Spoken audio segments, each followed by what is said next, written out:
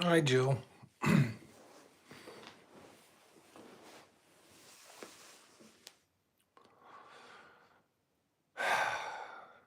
No, system. I have not. No.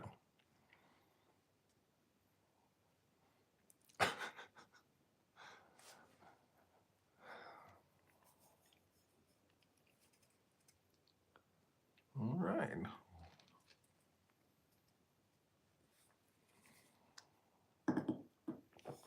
I know. I know your plan.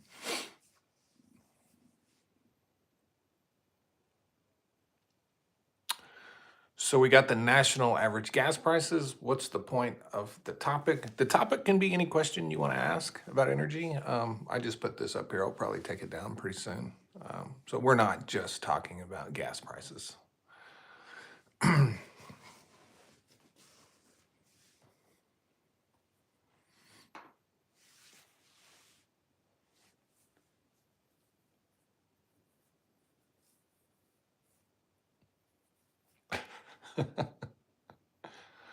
I honestly was, I'm still learning this app. So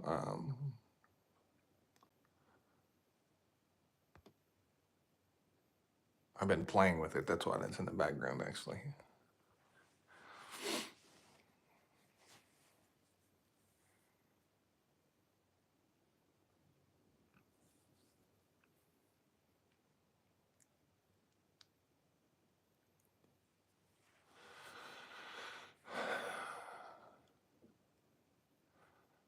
Am I a political streamer? Well, so I'm a globally recognized oil and gas expert, and I wouldn't call myself a political streamer. I, I answer questions about energy, oil and gas, renewable energy, just anything and everything.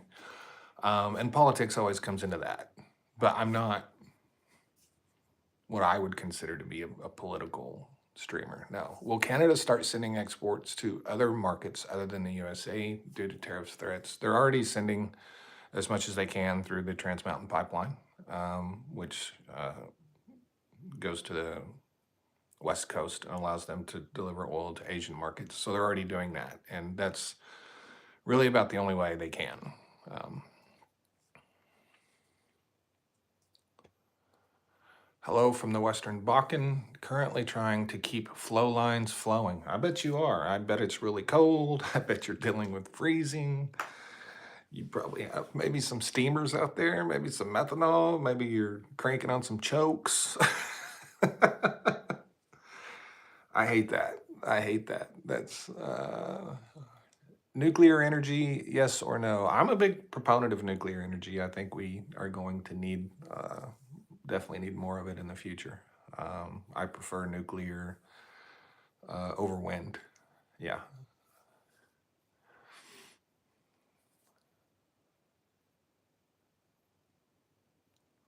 Will Iranian oil ever find its way into the free market? Well, I mean, it's already going to the free market. Even though, we've had sanctions on it, we don't enforce them. And the reason we don't enforce them is because it drives up our gas prices. So, you know, um, if we're not enforcing the sanctions, then how far from the free market are they really? You know what I mean? Like, if that's just, you know, and that's the thing about Iran. They are perpetually sanctioned, and we just choose to enforce those sanctions basically during times of low gas prices, so Americans don't get finicky about gas prices. That's how we do sanctions on Iran. So they're exporting a ton of oil. So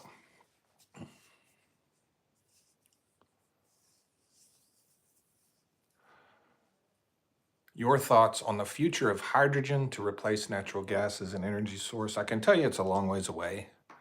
And also keep in mind, almost all the hydrogen we produce today, we use natural gas to produce it. Yeah. So hydrogen replacing natural gas.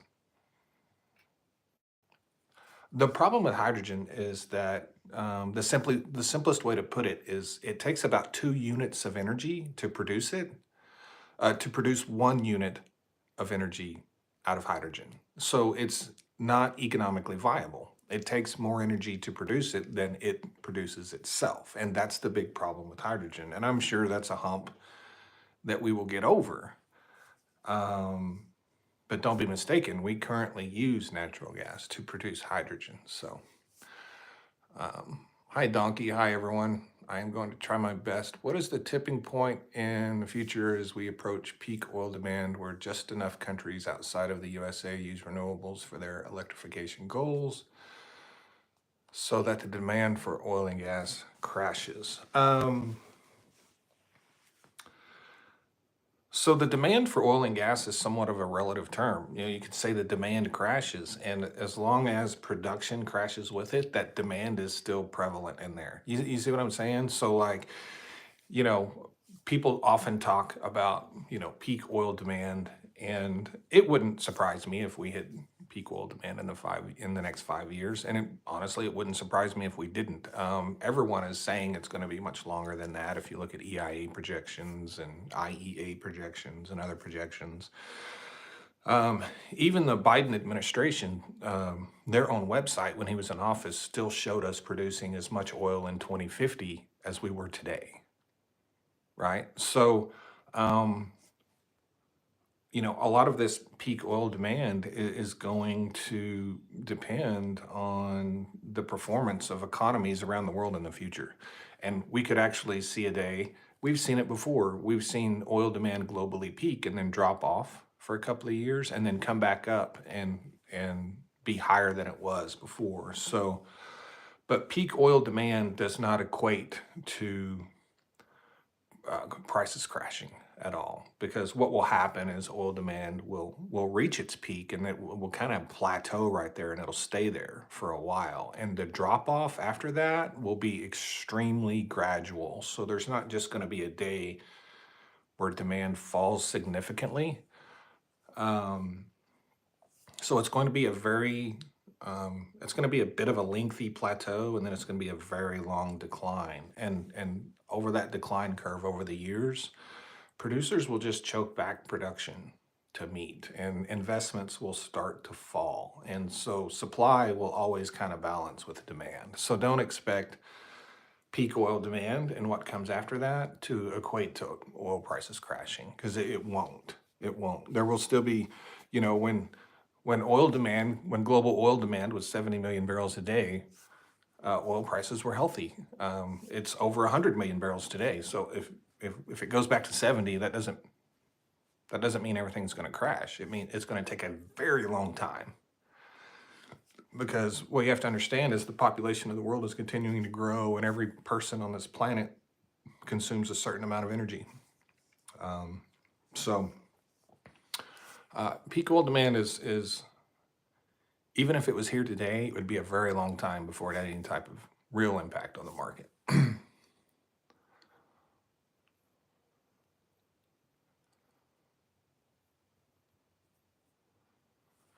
Ontario just announced that they're starting to investigate the world's largest nuclear power plant in Wesleyville. What are they? I haven't heard that. What are they investigating it for? Gas went up 10 cents a gallon here in California. Is this just the beginning of higher prices? Um, we could see prices fall again, but you can't get around the fact that spring is coming. It's what is it, February the 8th? So we are going to be coming to the end of winter, and we're going to be coming into spring. Seasonal demand will kick in, and gas prices are going to increase. It happens. I off the top of my head, I think like the last 30 years, there's only been, I think, 4 years where um, prices did not rise in the spring and summer. Yeah, it rarely happens, and when it does happen, it's due to like a recession or a collapse of the market, or something significant has to happen for gas prices to fall when you're moving into summer. So it's an easy prediction to say gas prices are going to go up moving forward. Now, in the next week, 2 weeks, they could fall back down by 10 cents or something. But looking over the next couple of months, they're going to rise. You look over the next 4 months, they're going to rise. They're going to rise all the way to somewhere around the first week of September. And, we're also going to transition by May 1st. Every gas station in the United States has to have summer blend in it. And that will also drive prices. So we may see a very temporary, small, localized dip in prices. But nationally, I expect them to stay kind of where they are and then start to rise here in probably 4 to 6 weeks.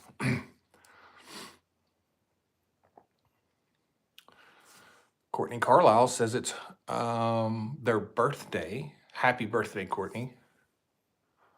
I'm honored that you would spend your birthday in my life.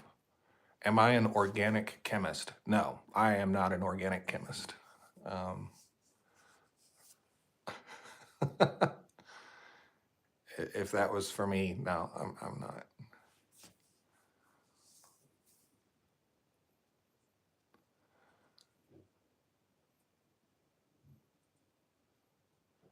If the market was manipulated to get gas at $1.30 a gallon, wow. How long would U.S. oil producers survive? The small ones would not survive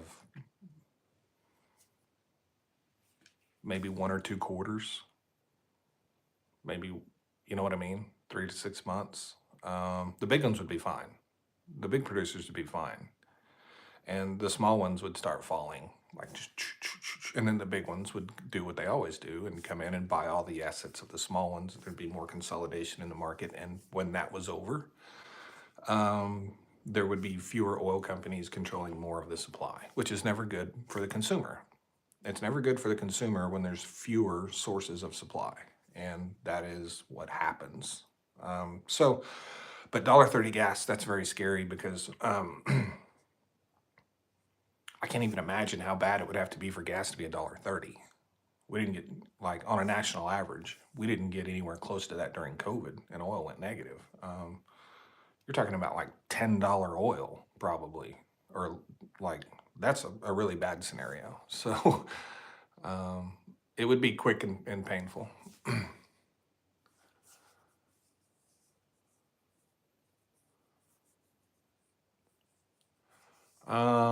Have you ever done a video about how the energy markets evolved into their present form? Has oil, for instance, been always been a global market? It hasn't always been a global market. It became a global market, in a sense, as soon as boats were invented.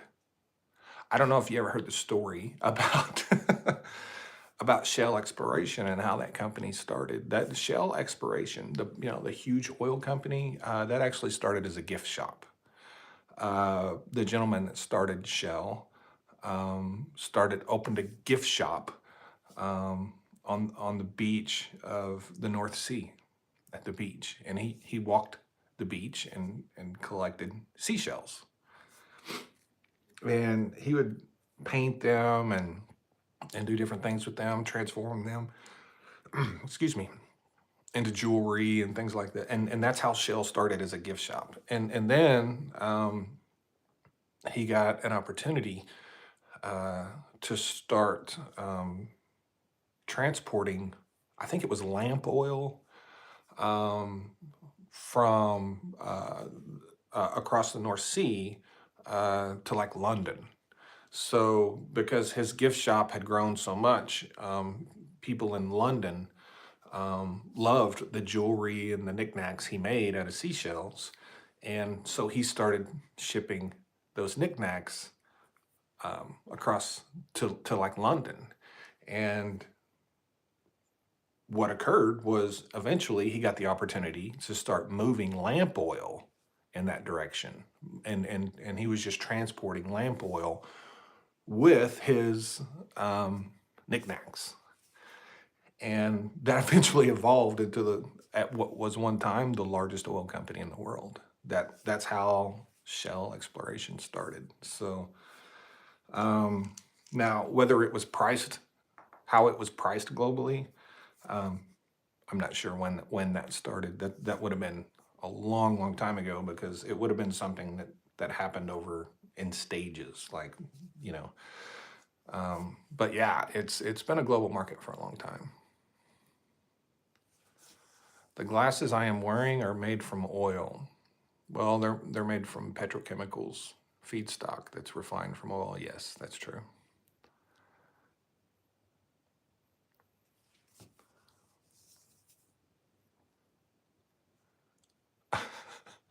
Should I log in under my professor account? I mean, if you want. Hi, Lucius.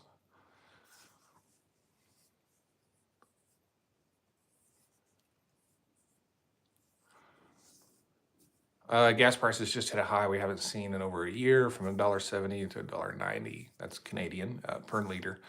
I have a feeling it's um, devaluing our dollar. The devaluation of a currency, of any currency, whether it's your dollar or our dollar, can absolutely drive up oil and gas prices. Um, and that's a general rule. So, a strong dollar, whether it's American dollar or Canadian dollar, uh, will actually put downward pressure on your currency, and a weak dollar will put upward pressure on it. So, yeah, I think you're spot on. How much impact can any U.S. president have on gas prices? Is their only impact the use of the strategic oil reserve to add to the market? Um, So no, it's not only the strategic oil reserve. You can do things like sanctions, when we sanction Russia, when we sanction Iran, and how, to the extent we enforce those sanctions, those can move oil prices up and down, and also gas prices will follow that, right? So they don't have, a direct impact on gas prices per se, but they can institute policy and do things that can have an impact on global supply and on oil supply, which thereby, impacts oil prices, which, trickles down to gas prices. So presidents can do that. They don't typically do that. We've seen the biggest example of that occurred under the Trump administration, when he got OPEC to increase oil production because he was putting sanctions on Iran, and then he granted Iran waivers after, OPEC had increased production. That in turn flooded the global oil market and caused the great crash of 2018, where oil went from over $80 a barrel. I think the very lowest price it hit was $29. That was a direct result of something Donald Trump did. So that was the first time in my memory, of a president having that much of an impact on oil prices. And then we get into the Biden administration, and we had high gas prices, largely due to the OPEC 2020 deal, where we had a 10% production cut for 2 years. Uh, and when we came out of COVID and demand skyrocketed, oil and gas went through the roof. That was a direct result of something a president did. And then, Biden's response to that, selling oil out of the strategic reserve to bring down gas prices, that was something a president did. So, um, if something a president doesn't have an immediate impact on the market, then it doesn't really impact gas prices. So, if let's say, Joe Biden bans some acreage in Alaska from drilling that no one's really drilling on to begin with, and if they were going to, drill that, it would be years before that oil came onto the market. That doesn't have an effect on gas prices. It's something they do that directly and quickly impacts the supply demand equation globally. And we have seen that more under the last two administrations than we've ever seen. And now the new administration is attempting to do it again. Um, so they are attempting to move gas prices. Trump did it, Biden did it, now Trump's trying to do it again. So um, historically speaking, presidents don't have that much of an impact, but the last two we've had and the one we have right now have had the most impact on oil and gas prices. Oscar Rivera, thank you very much for the $5. That is awesome, man. I really appreciate that. Um, Thank you very much. You didn't ask a question. Feel free to ask a question. I'll be happy to answer it for you. Um, James is back about the nuclear power plant in Ontario. Will be 10,000 megawatts, the largest nuclear station in the world, based on Canadian technology. So,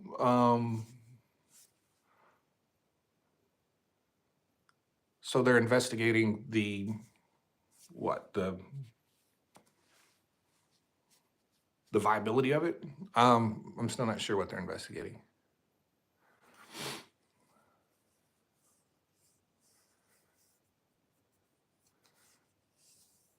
Hello from a drilling rig in Northwest Alberta. Man, I bet it's cold.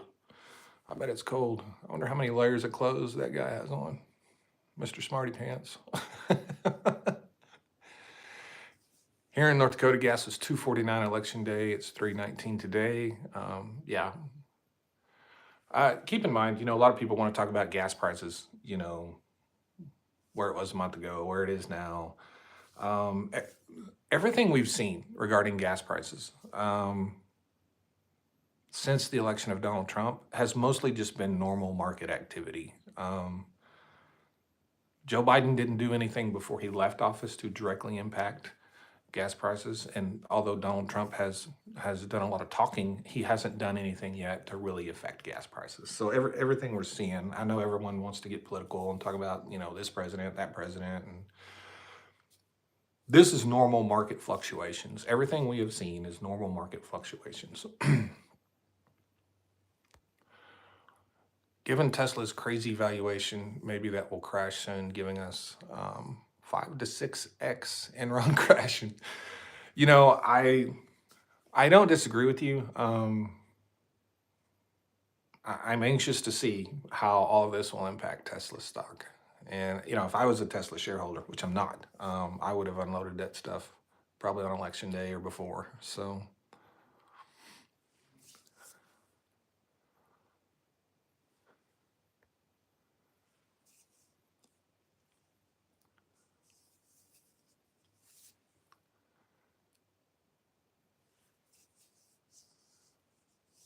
appreciate the long answer on peak oil demand. Seems like more of a moving target than a fixed event in time.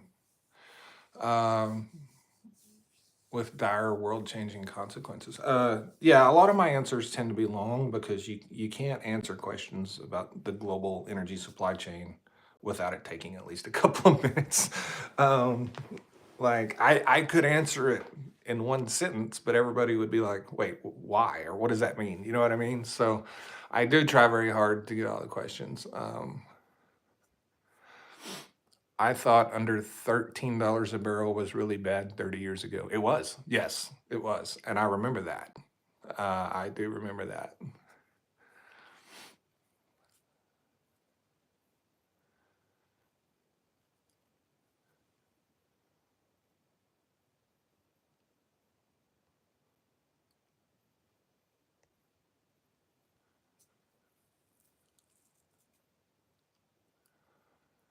Why do Canadians like Mr. Global? It's because we can both appreciate facts and he's spitting facts.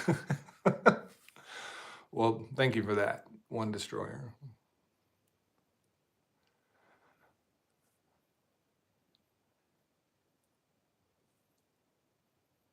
Thank you, eBay, the Greek. Thank you for that. Craig Scott, any chance Trump drains any of the strategic reserves, even though he complained about Biden doing so? Also, did Biden get it filled back up? So this is kind of a complex answer because some people will say that he did, but it depends on what your definition of filled back up is. And apparently my definition of filled back up is different than some other people's. So one thing you got to keep in mind is that the majority of the oil that was sold under the Biden administration out of the SPR had already been slated for sale by Congress in 4 different pieces of legislation, 2 pieces of legislation under the Obama administration. What was it? I believe it was the 2015 budget and the FAST Act. And those 2 pieces of legislation called for significant sales of oil out of the SPR to help pay for them. And then there was 2 pieces of legislation that passed under the Trump administration that also mandated a significant amount of oil to be sold out of the SPR. That was the Trump Tax Cuts and Jobs Act and the 2018 budget. Both of those mandated oil to be sold. So between those four pieces of legislation, off the top of my head, I'm kind of spitballing here, but it was roughly um, somewhere around 250 to 275 million barrels of oil that was already mandated to be sold out of the SPR before Joe Biden took office. So what Joe Biden did, when he did the 180 million barrel release over 6 months, is he moved forward a lot of those congressionally mandated sales. He moved those forward because those sales were set to occur over a period of years.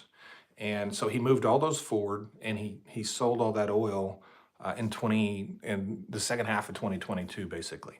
And then he sold some additional oil beyond what was already congressionally mandated. Now, keep in mind, when we were selling oil out of our strategic reserve to bring down gas prices, there was 31 other countries participating in that as well. There was 31 other countries around the world that was also selling oil out of their reserves to try to bring down global oil and gas prices. That's how bad the OPEC 2020 deal was. We had 32 nations dumping oil onto the market out of the strategic reserve to try to bring down the price. So what the Biden administration did was they filled the strategic reserve up back to the level that it would have been at the end of those congressionally mandated sales. And so they do that, and then they come out and they say, hey, we have filled it back up. That's not what filled back up means to me. To me, filled back up means it's got 714 million barrels in it. That's the capacity of it, right? To me, 714 million barrels is filling it back up. When it's full, it's filled back up. What they did was they filled it back up to the level that it would have been at the end of these congressionally mandated sales. That's how much they filled it back up. Keep in mind, the purpose of the Strategic Petroleum Reserve is to keep 90 days of oil supply. That's 90 days of import protection in the reserve. That's what's mandated by all IEA nations, and we are an IEA nation. So we have well over 90 days of import protection in the reserve. And that's because we produce over 13 million barrels a day now, and we import significantly less than we used to, right? I think right now we're importing, our imports are down like 30-year historic lows is where our imports are now. So by that 90-day, measurement, I think we're at about 110 days, and we just have to be over 90. Keep in mind, under the Obama administration, before we doubled oil production, even as we were rapidly increasing oil production and the Strategic Petroleum Reserve was completely full, it had 714 million barrels. We were importing so much oil that with the reserve completely full, we weren't at our 90 days. We were at like 80 something days. So when it was completely full, we were worse off than we are now because of how much we were producing. We were producing like 6, 7 million barrels a day. Now we're at 13, right? And so how much we produce has a big impact on how much we're supposed to have in there. With future production not ever being a guarantee, I sit on the side of filling it back up, actually filling it back up to 714 million barrels. That's what I think we should do, because there's no guarantee of future production. There's no guarantee that in 10 years we'll still be producing what we're producing now. Guarantees are not a thing when it comes to oil and gas. So that's my take on that.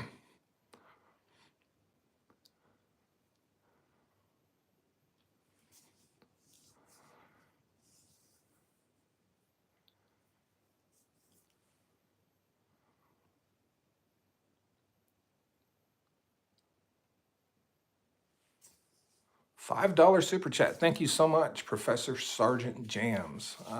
Thank you very much. Not a big deal, but did you have a second TikTok account, such as Mr. Global 2, or is it more than likely someone was trying to spoof your account? So the Mr. Global 2 is my primary account. It has like 680 something thousand followers on it. And my only backup account is Mr. Global, the number 2.0, and it has around, I think, 80 something thousand. So those are my only two accounts. So the account you have listed here, that is my primary account on TikTok. Um, and then the one that's Mr. Global 2.0 is my backup. So thank you very much for the $5, by the way.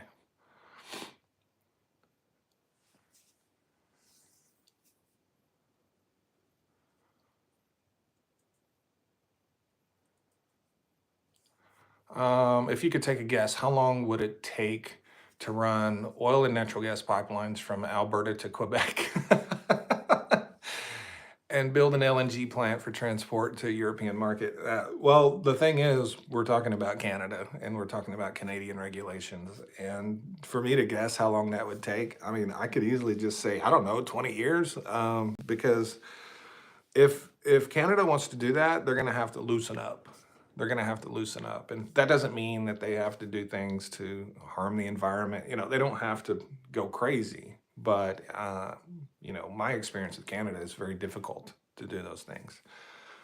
If everything was green lighted, they could easily do all that in 2 to 3 years. Like if everything was green lighted and they could just go 2 to 3 years, done. But with politics and everything else involved, there's no way to guess. There's really no way to guess. But all I can say is if it was all green lighted and they can go to work, it would be 24 to 36 months.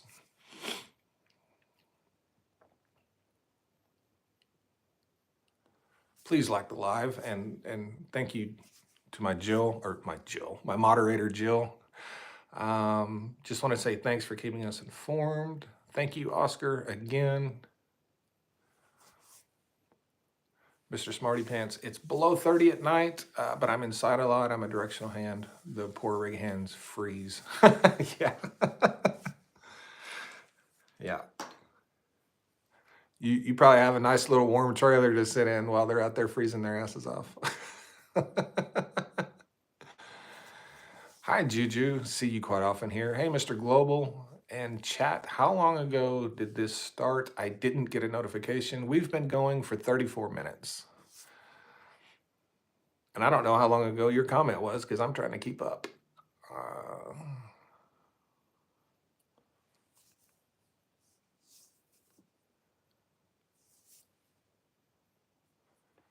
I don't understand the reserve at all. We don't have one here, so any info is always filling my cup. Yeah, we established our petroleum reserve as it was our response to the Arab oil embargo of the 70s. That's why we built it.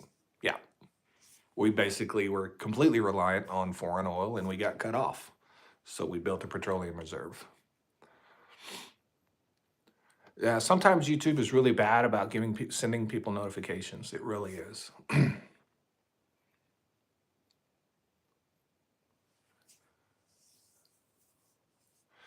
Can you talk a little bit about the interaction with Canada and other countries with oil refining? Well, it's mostly Canada and the United States. And one thing you got to keep in mind, there's this sort of myth that Canada can't refine their own oil. Canada refines a lot of oil. They do.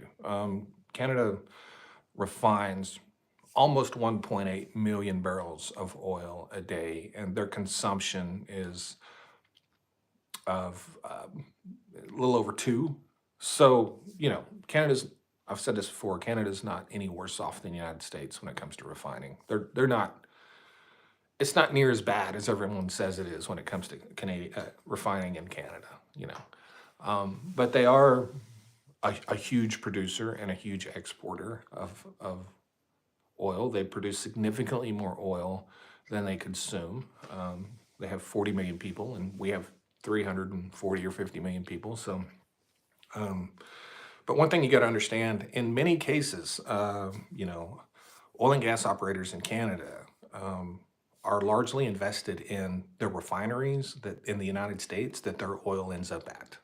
They own a piece of those, a lot of them. Not in every case, but there's a lot of instances where, if you look at Imperial in Canada, Imperial is part of a much larger oil company. They have an interest in the refiners that their oil goes to. They just do. So this whole we versus them, we're buying their oil, then we're shipping them back, and all of this we versus them talk is very short-sighted because it's really so integrated that the same group of people own all these businesses for a large part. Like they're, and you could argue that in many ways, the companies in Canada, when they export it to the United States, they're basically selling it to themselves.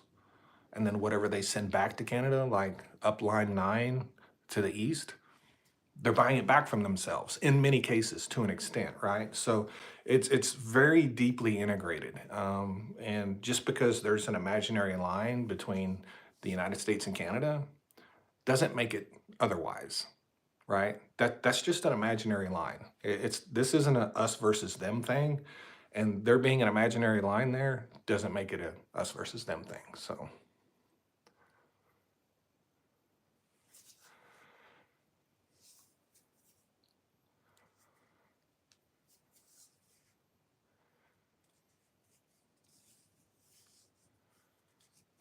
I have scrolled to the bottom trying to keep up here. What are you teaching? I'm answering questions about oil and gas, renewable energy, anything energy related, global energy supply chain, just anything at all.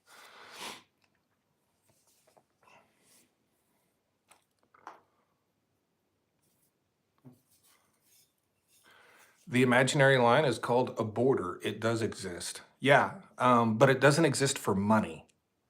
It doesn't exist for money. And that's what people forget.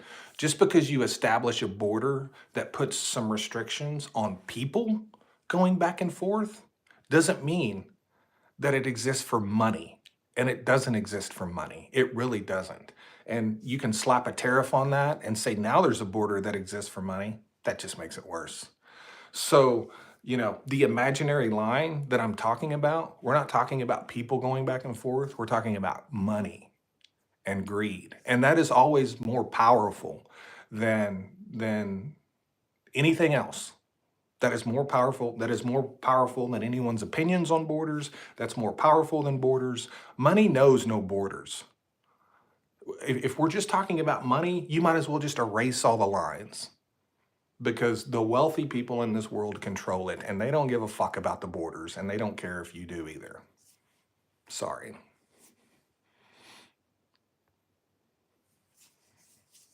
What is the stupidest thing I've heard Trump say about oil and gas this week? Oh God, I don't know. You just short circuited my brain. Um,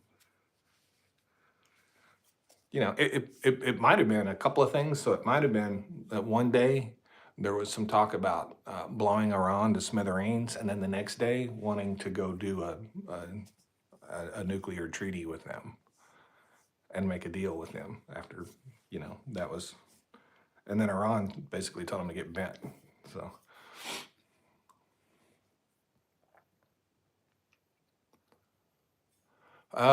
Canada is saying Trans Mountain Pipeline can move an additional 200,000 to 300,000 barrels a day by installing more pumps and navigational lights for the ships to dock at night. That is, I can't verify that, and I don't know that for true. But if that's what they're saying, then I would say it's true because that is generally the case. That is generally the case. Um, Oil pipelines are not that much different than like water pipelines. The more pumps you got, the more you can move because the faster you can move it. So yeah, I would tend to agree with that.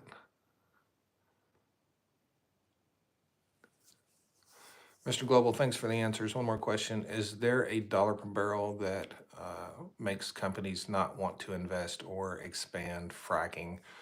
So I've talked about this in the past, the break-even price of oil, and we're talking about in the US, is increasing. It is increasing, and with the Permian Basin kind of beginning its long decline, the Permian Basin is in decline. That doesn't mean it's going away. It's going to be decades, but it is. And once any field starts to decline, then the main reason that's an issue is because it causes break-even prices to rise. So once break-even prices rise, that's when it becomes an issue because you can't, during times of low oil prices and periods of a depressed market, then that means significantly less activity in that basin. And the Permian Basin is a basin that's stayed active throughout all the downturns. But as that decline continues, those break-even prices will rise, and that will mean during downturns there will be less activity in that basin, and it'll start looking more like other basins where activity falls off significantly during downturns. Um, Go up to 14,000 feet and relieve the pressure. Oh, that's how you relieve bad gas. All right. Thank you very much for your time and answers. Thank you, Craig. Thank you for coming in. How come we never hear about propane? Are volumes just tiny? We have so much natural gas and so many natural gas pipelines all over the country that, propane is more of a um, substitute for, people that don't have access.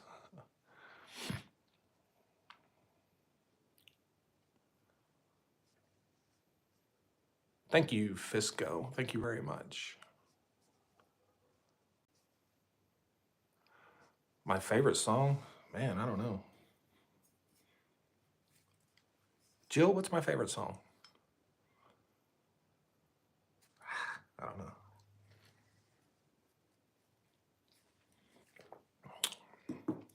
It'd be something old. I can tell you that. It'd be something old.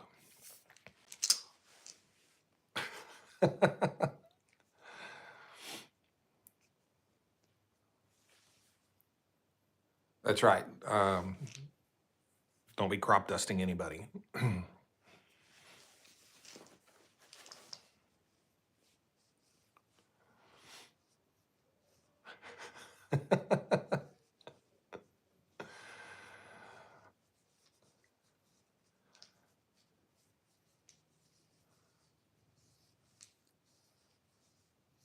I was gonna say I really like classic rock, but now they call classic rock the music I listened to in high school, which was I did listen to a lot of alternative music, um, and now they're calling that classic rock, which is kind of weird because if that's classic rock, then what's the classic rock that existed when I was younger? But um, whatever my favorite song is, it's not anything that was made in probably the last 20, 30 years, that's for sure.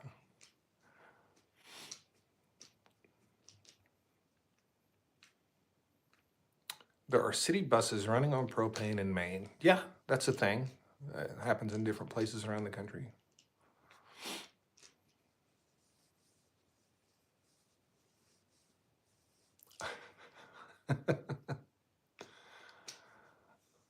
Oh, people are listing their favorite songs, and I haven't heard of most of them. Texas Repo, Guns N' Roses is now classic rock. Exactly. Guns N' Roses, of course, when you look at Axl Rose, I mean, yeah, it's hard to argue that it's not classic rock because he looks like an antique up there. Um,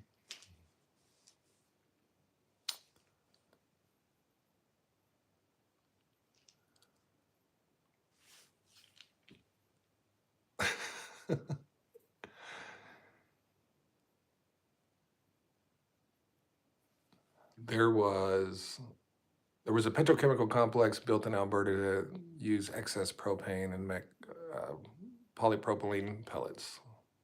Cool. I listened to Prince and Aerosmith. I have seen Aerosmith.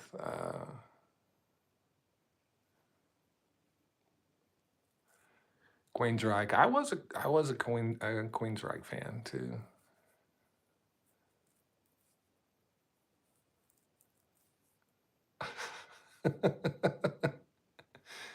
He sounds like an antique too. Yeah. Well, it's been what's it been?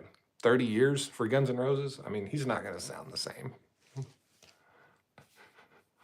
I will say though, that wasn't the case with Steven Tyler when I went and saw Aerosmith. That was just what 3 or 4 years ago, and sounds exactly the same as they did when I was a kid. you know. So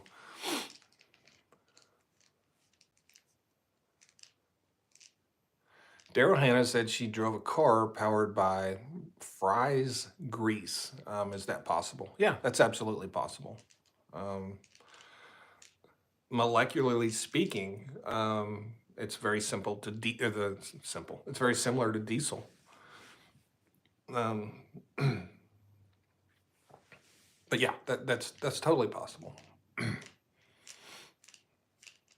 I creak when I go downstairs. I creak when I stand up.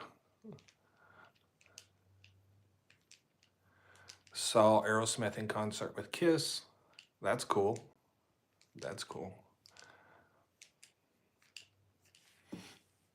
Thank you, William. William says I'm not as smart as I think I am. Thanks, William. That was great.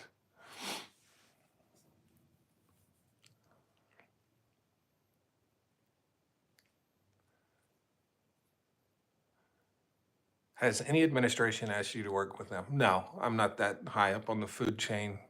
Um,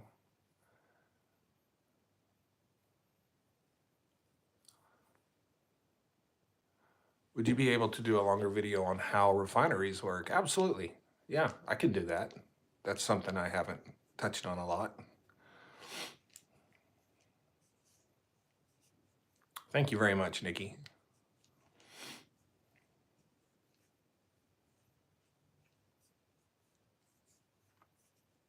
Yeah, Rush. I was a big fan of Rush um, as well.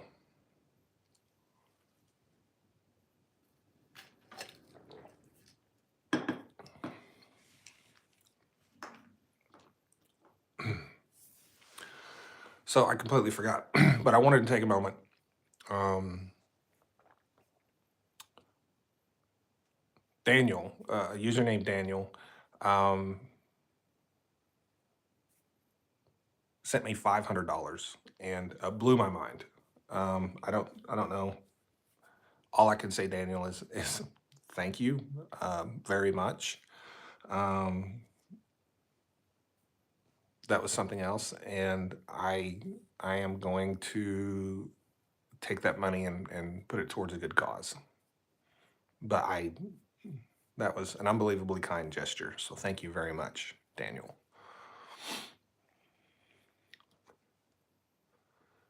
If I didn't work in oil and gas, I would probably be a teacher. Um, I I love doing that kind of stuff, and that's if I could find a way to do that and earn a decent living, because teachers don't make any money. That's what I would do. I would probably be a teacher and do other things on the side.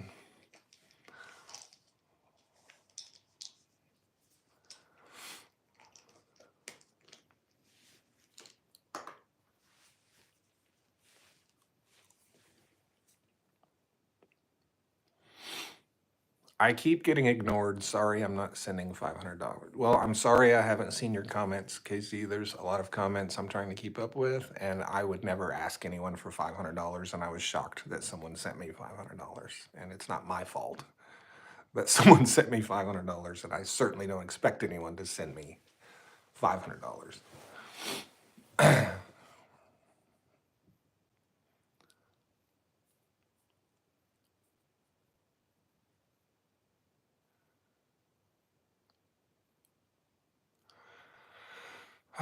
Professor Sargent, you don't want to know just how bad the pay is. I have a pretty good idea. I have a couple of teachers in my family, and I was actually going to school to be a teacher.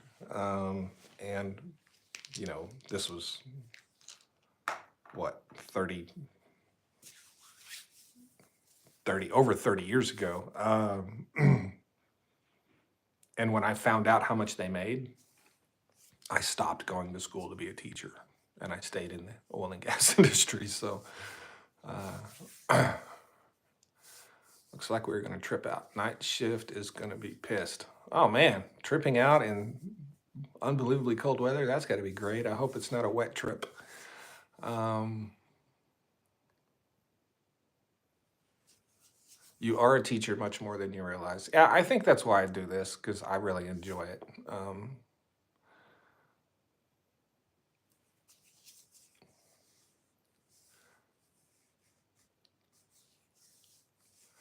A silly question. If you had control of Canadian oil, what would you do? Short answer, I would. Short answer is I would find every way possible to get it to the broader global market. That's what I would do. Whether it's another pipeline going west and a pipeline going east, whatever it is, I would get as much of that oil to the global market as I could, because that will significantly raise the value of Canadian oil. It just will, and that will help the entire country. That would be good for everyone. That would be my one and only focus if I had control of that. But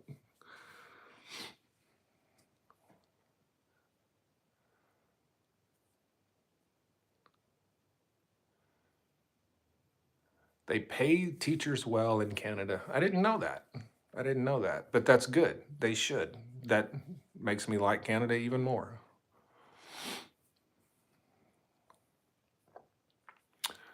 Mr. Smarty Pants says run pipelines from Alberta to Hudson's Bay and forget Quebec.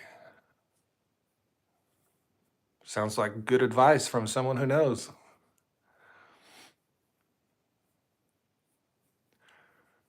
We built a pipeline to the West Coast for this scenario. Yes. And so but the problem is, one isn't going to be enough to raise the value of the oil. That's the problem. And so um, you need a larger percentage of your product available to the market than they currently have. Wow, $10. $10. Thank you so much, Mark. That is awesome.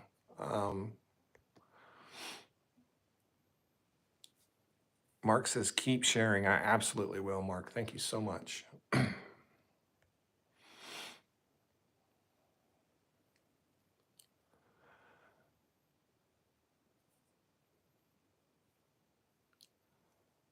Are drilling companies unionized? They're not in the States. And honestly, I don't know if they are in Canada. They might be. That's something I've really never thought about. Maybe Mr. Smarty Pants can answer that. But they're not in the United States at all. But they may very well be in Canada. I'm stumped on that one. I don't know if they are or not. And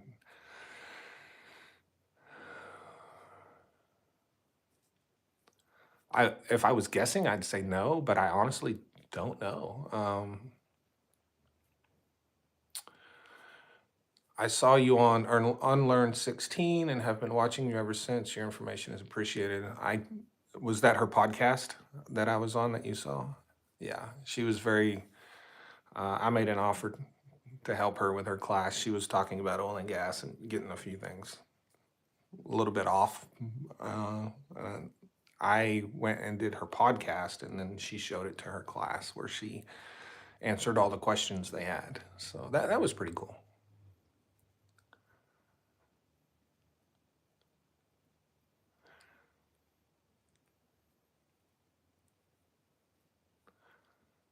See, I told you Mr. Smarty Pants would know. Canada regulates all rig crew wages from the pusher down to the lease hand, but it's not a union per se. So it's more of a regulation that's in place. Thank you very much, Mr. Smarty Pants. $1 million question: did I watch Landman? Yes, I did. I did.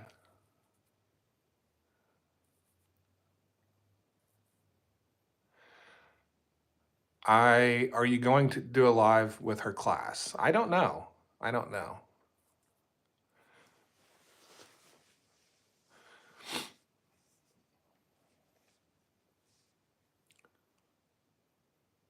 Hello, Aria. How are you? Good to see you.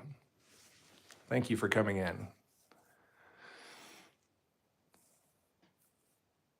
Landman is just interment. Yeah. Yeah. And uh, Kate, how you doing, Kate? Hi. Thank you so much for watching me.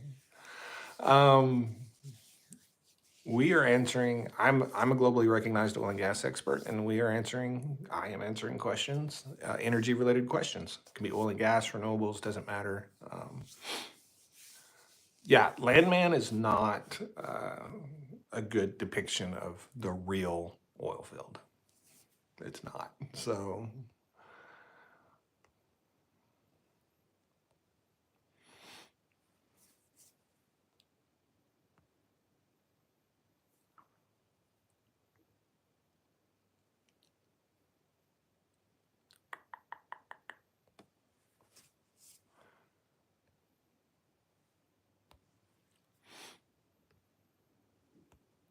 I'm trying to figure out how to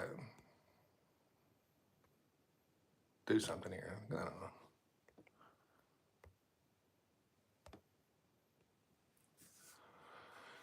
know. Professor Sergeant Jams, can you apply for Canadian citizenship under express entry for skilled labor? We need teachers. Landman is crazy. Yeah, it's a good show. It's a good show. Jill says, "What are you doing?" I was trying to figure out a way. I just can't do it on my phone. I was trying to figure out a way to send something to Mark, the gentleman who sent me the $10 super chat. But I can't. I don't have the function because I'm on my phone. I think I'd have to be on my computer.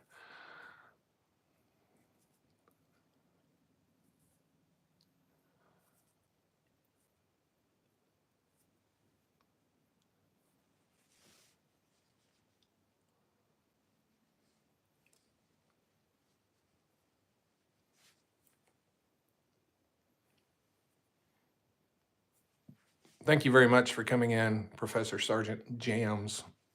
Do you still have your International Scout? Absolutely. It's sitting right out there in the garage.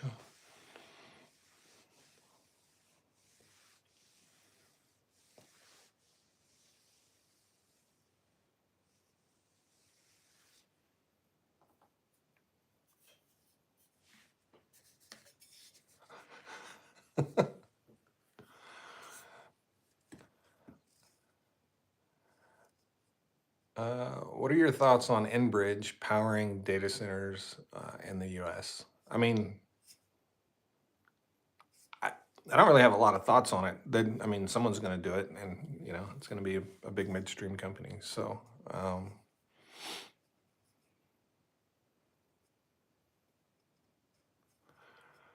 the number one misconception about the oil and gas industry, man, there's so many. There's so many. Um, it may be misconceptions around subsidies. Like people think the federal government is sending checks to oil companies. That's not a thing. Yeah, it may be subsidies. There's so many misconceptions. That's like trying to answer the question of my favorite song. It's just hard to do.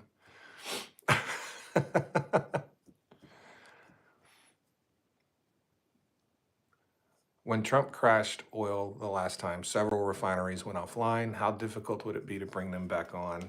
Well, the difficulty in bringing them back on is the investment required and the lack of investors who are interested in putting their money towards a project like that. Um,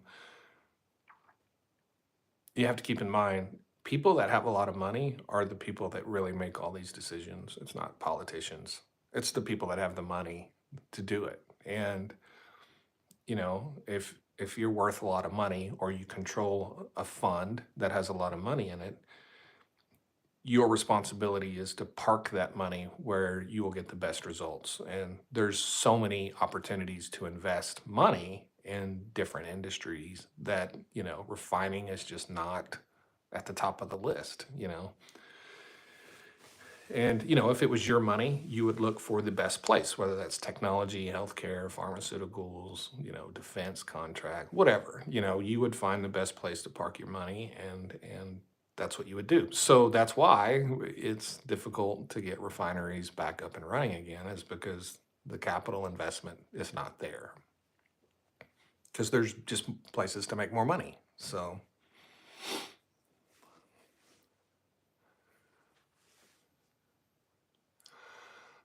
did Trump shut down battery charging stations or curtail them for electric vehicles in the US? Not to my knowledge. I haven't heard anything at all about that. And if I had to guess, I would say no. I don't believe that has happened. Um,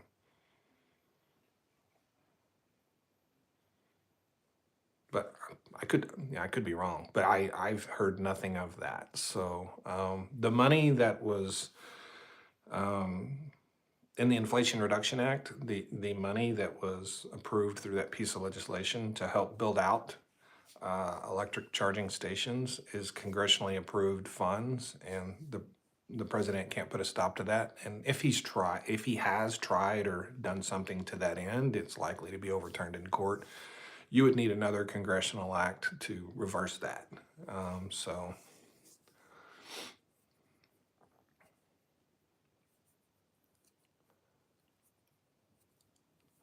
I read somewhere that Musk and Trump were doing something with battery charging stations, and they may be. I'm not denying that. I'll have to look around and see if I can find something. I just haven't heard anything about it.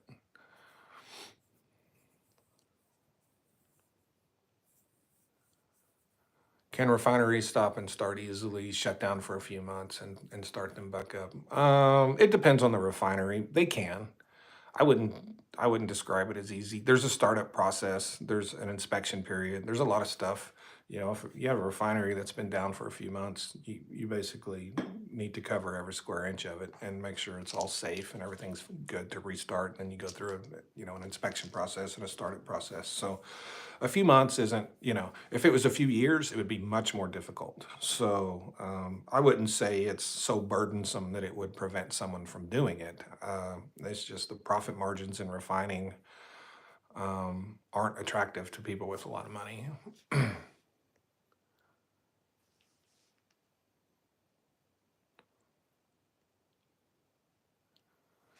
Is there such a thing as abiotic oil? Yes, there absolutely is such a thing as abiotic oil. But the thing is, the amount of abiotic oil that we have here on Earth is probably less than 1/10 of 1% of all of our oil. But abiotic oil is absolutely a thing. You know, the oil that they see, what was it, on Jupiter or Titan or the moon? Like, they've seen hydrocarbon oil and hydrocarbons on planets. That would be abiotic oil. Um, to our knowledge, that's abiotic oil. It's either abiotic oil or there used to be life there, and we don't have. I don't think we have the ability to discern what was going on at Jupiter. You know, fucking trillion years ago. We don't. You know what I mean? Like, we don't know. But abiotic oil is a thing. Yes. What about the Trump Japan Alaska deal? So the Alaska LNG project is something that's been going on for quite a few years. They've been talking about it for a long time. And so for the people that don't know, and off the north slope of Alaska, Prudhoe Bay, those wells produce a significant amount of natural gas, and they don't have a way to get it to the market. They don't have a way to sell that natural gas, so they simply inject it back down into the ground. And by injecting it back down into the ground, it assists and helps those oil wells to continue to flow. So the proposal is to build a pipeline from Prudhoe Bay to the Kenai Peninsula, and set up an LNG export terminal and a carbon capture unit there, so they can convert that natural gas to LNG and export it to Japan. And some of the things I like about the project is that it uses existing production that's currently being wasted because they can't get it to market. Uh, so the footprint there is already exists. I like the fact that they want to set a carbon capture unit next to the LNG export terminal. That's good for the environment. I like the fact that the people of Canada the people that are residents of the state of Canada would benefit greatly from the revenues. You know, Alaska has a revenue sharing program that if you're a resident of Alaska, you get a check. Um, and their checks have been in decline for a long time. So, 3.5 billion cubic feet of day of natural gas would come out of there and go to markets in Asia. Looks like Japan is a potential buyer. Um, and what was the other thing I liked about it? Oh, the other thing I liked about it is that it's written into the proposals that all of the natural gas that the state of Alaska needs for residential use, commercial use, industrial use must be met before they can export. So they cannot export more gas than the state needs for its own use. And shouldn't have to put that in there, but they did, and I like that. So that's a project that could actually take place. It's nothing like Anwar, which is, you know, a one in a million thing. That project could actually happen. So we'll see what happens with that.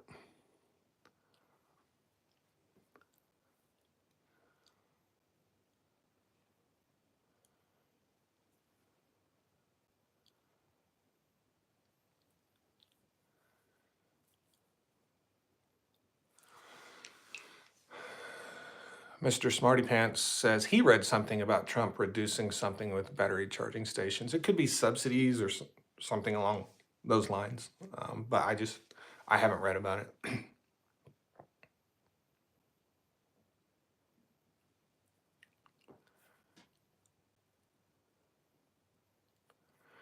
Do you see a future in synthetic fuels and gasoline like Porsche is manufacturing? Yeah, potentially, but it's a long way from mass distribution. Like, it's a long way from being commercially viable on like a grand scale.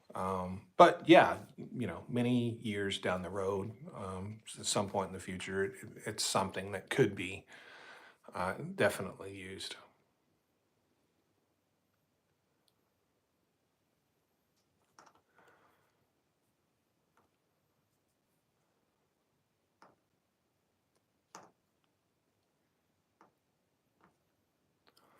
I think in some cases, companies are um, running a CO2 flood and disguising it as carbon capture to appease the environmentalists. That's certainly, yeah, that's a thing.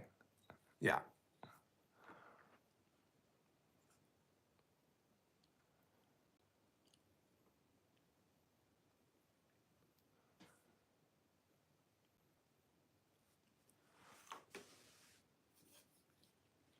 Everyone, please like the live. Try to get our numbers up a little bit. Try to get some more engagement in here. I'd really appreciate it. I may have to start doing this on a laptop so I have more options for functions on the live.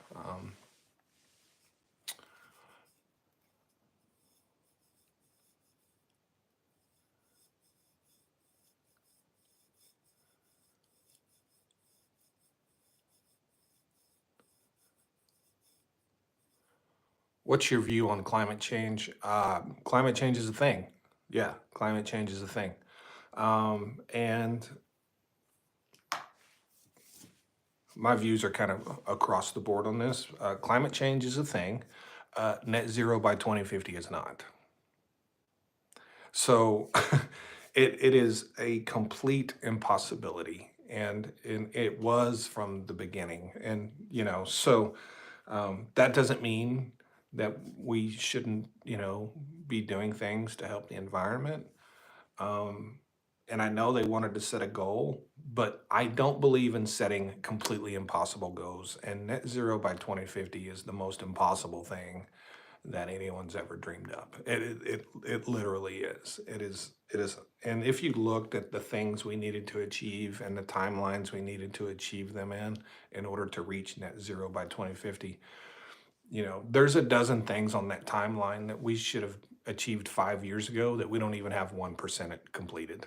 So the whole net zero by 2050 is really a marketing ploy. It's a marketing scheme. It's not a realistic goal. in any way, shape, or form, and it never was. That doesn't mean I don't believe in climate change. I absolutely believe in climate change, but the things we're doing to combat it, a lot of the things we're doing don't make a lot of sense.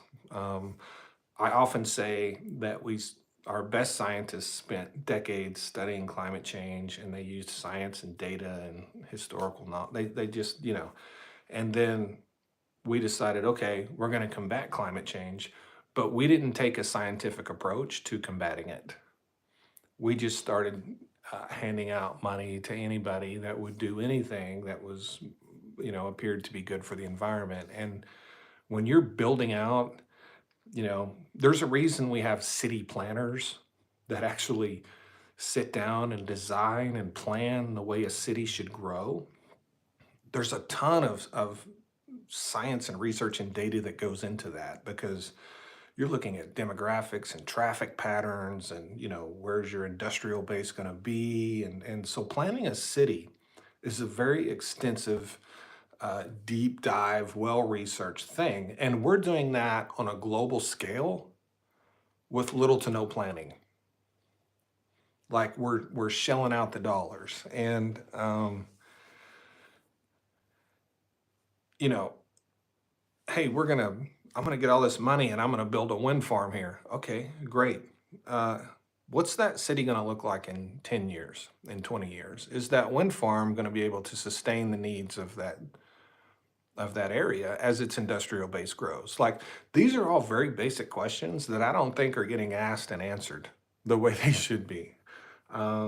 And the reason I don't think that is because I've watched it with my own eyes. I've watched the renewable energy being implemented in areas where it doesn't make much sense, um, and with not a lot of foresight into, what is this place going to look like in 20 years and 30 years. That's what you got to be thinking about, and not how much money can I get from the government today to go do this, right? So that's one of my issues uh, with renewable energy.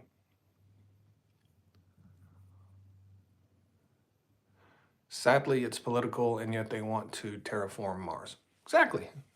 Exactly.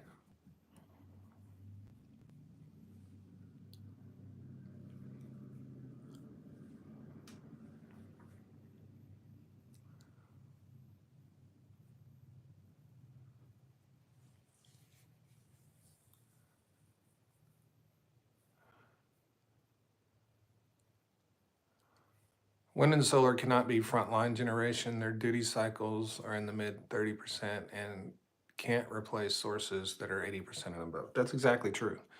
Last year in Texas, they added uh, 6% wind generating capacity last year.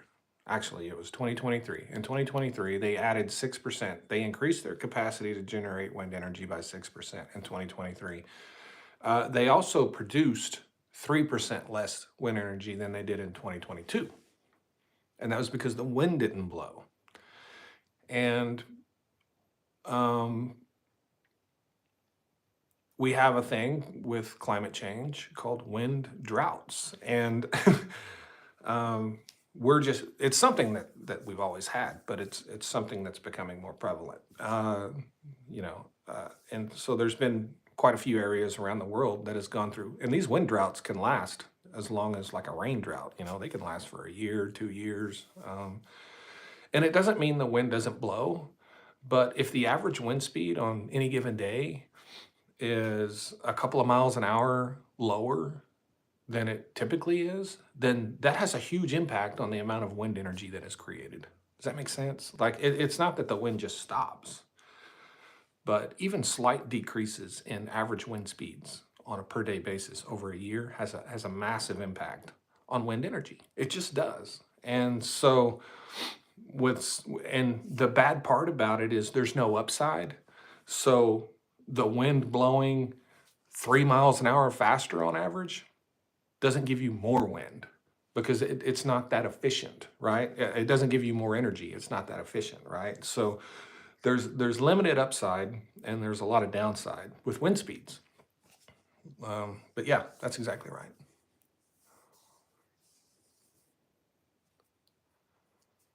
Hawaii has the largest share of homes powered by small scale solar energy. 33% of single family homes have installed residential solar power systems. California follows with 20%, and Arizona at 12%.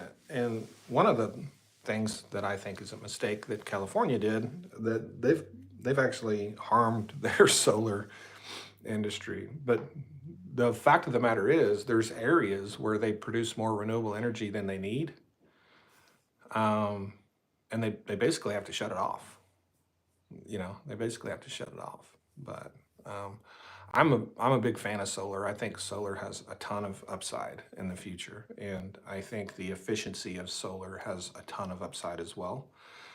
And I think solar is much more practical than wind. I think it just naturally makes a lot more sense. Wind is ahead of solar in sort of the race to the top, um, but I do believe wind is going to crash and solar is going to take off. And solar is going to pass wind easily. So. Um,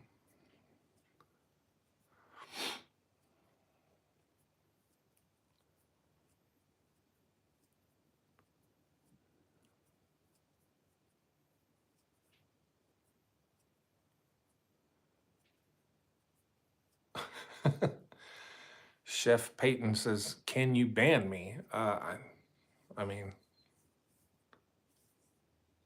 I don't know, Chef Peyton. Why do you want to know if I can ban you? I think Jill can.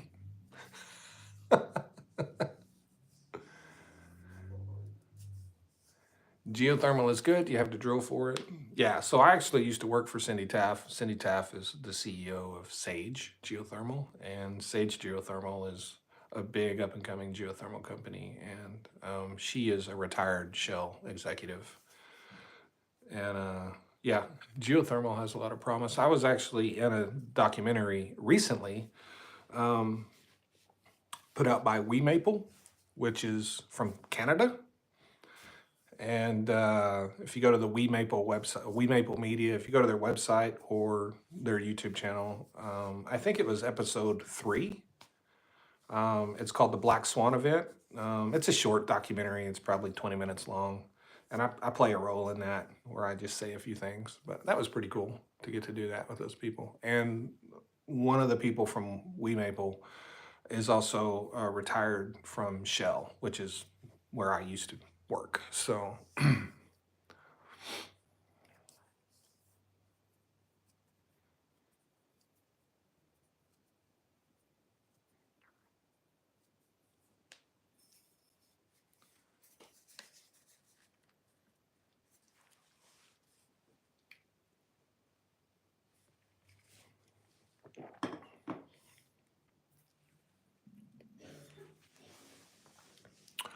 what do you think about the push to heat homes with heat pumps in states with cold climates? Heat pumps are good no matter where you're at. Um, you know, heat pumps are a good source of heat, no matter where you're at. So I'm all for it. I'm all for it. And um, hello, banana. That's a long name there after the word banana. I don't know how to pronounce all that, but how are you? I have solar panels, and my electric bill is $7 in the summer, $180 in the winter for 2 homes in Colorado. That's pretty good. Yeah, I take a $7 electric bill.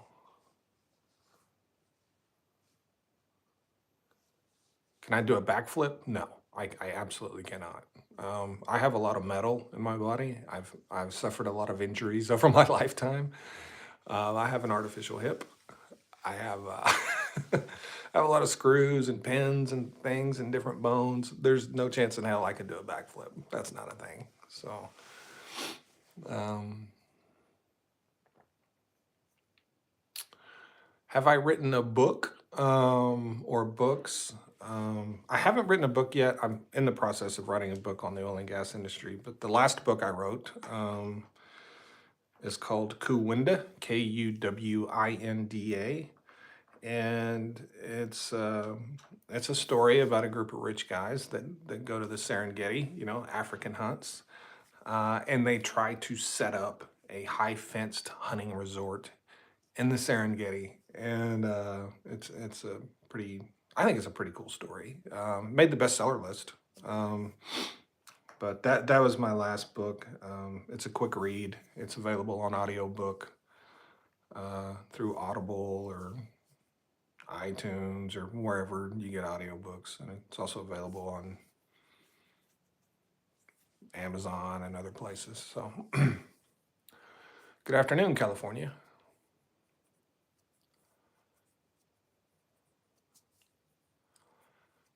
How did I hurt my hip? I got thrown off a horse and I landed on a big rock, and it like completely shattered my hip and broke my femur like 6 or 7 places, and like it fucked me up pretty bad. And it was bad enough that I had to learn how to walk again. So that's what I did to my hip. Most of my other injuries are related to I raced for years.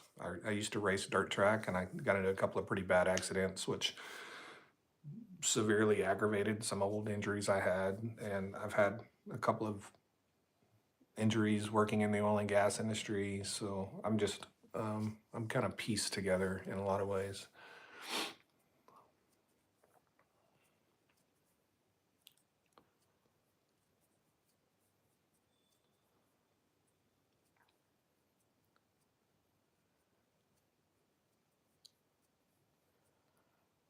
What do you think about heat pumps in northern states? I've already addressed that. I think it's good. Just because a climate is cold doesn't mean a heat pump won't work. If the question is, will it keep up? I would say how well is the place insulated?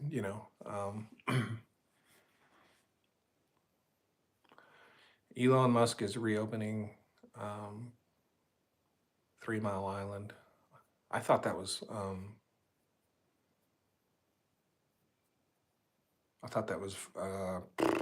is it Microsoft or Google or somebody for a data center to run a data center.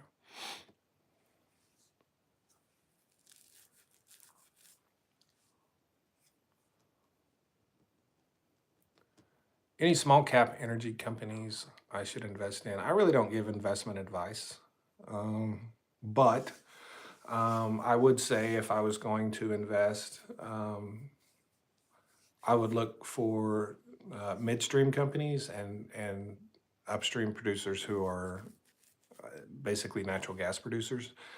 Natural gas for the next, I don't know how many decades, has a ton of upside.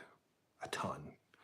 A lot of people are going to make a lot of money in natural gas in the future. So if you want to invest in energy stocks related to fossil fuels, you want to be invested in midstream, which is basically the pipeline system that carries everything. And so Energy Transfer is a good investment. And any company, mostly the companies in the Northeast Corridor that basically just produce mostly natural gas. Be hard to miss on those. So,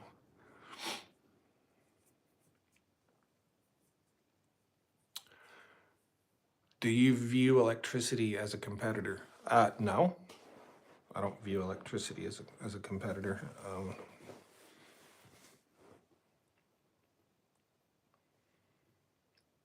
I want to invest in the company that perfects nuclear fusion. Yeah, that would be a good idea. Yeah. Yeah, if only we could see into the future.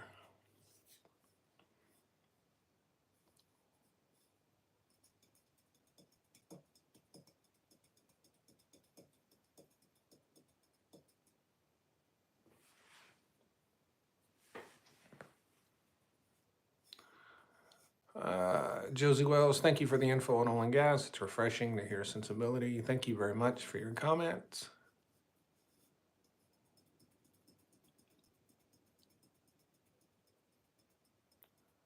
The other day, you described how different states and areas get different brands. Is there a way I can tell which blend I'm getting at the pump?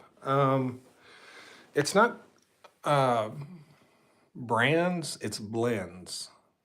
It's not different brands, it's different blends that have a different RVP, which is your reed vapor pressure. So when we switch to summer blend, um, more populated areas, so where that have a lot more traffic, um, will need a blend of gas that requires a lower RVP or a lower reed vapor pressure level. And those areas are California, Kansas City, St. Louis, the Chicago area, Houston, Dallas, uh, Atlanta, and a lot of the eastern seaboard, New York down to, that whole area where it's just packed with people.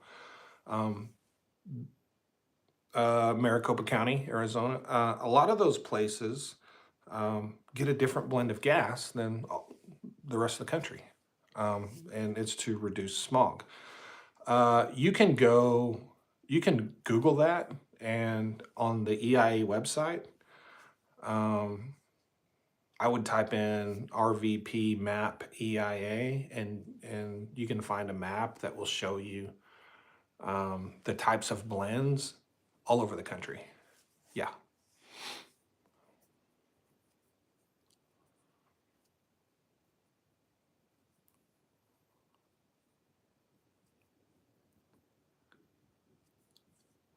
Is there a way you can tell the blend at the pump? No. But um, like if you're in Houston, you're going to have the Houston blend, and it's going to be in all the pumps. Yeah. So you have to look at that map.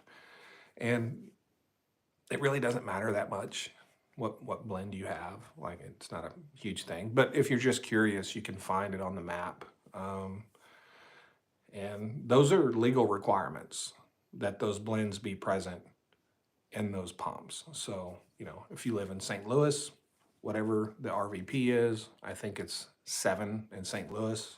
That's what you have in St. Louis. Chicago's the same. I think it's 7. So, Salt Lake City is not. That's not a densely populated area. New take on fines in the Bakken. Do you think the area will ramp back up? For the next couple of years, um, we're predicting um, a little bit of oversupply in the market. We don't see a lot of upside for oil prices. The Bakken has a slightly higher break-even price than, say, the Permian. Um, so even with new fines, I don't know how much it will ramp up. And a lot of that will depend on takeaway capacity and cost of takeaway capacity. Um, what they would likely do is any drilling that does occur will be focused on those areas where there's new finds. So they would likely move away from any other areas and just move there instead of actually increasing overall activity. When we get into what we feel like is the beginning of a bull market or a bull run with oil prices, then you would see activity increase uh, more significantly than you normally would if you have new finds, where that's happening in Oklahoma as well.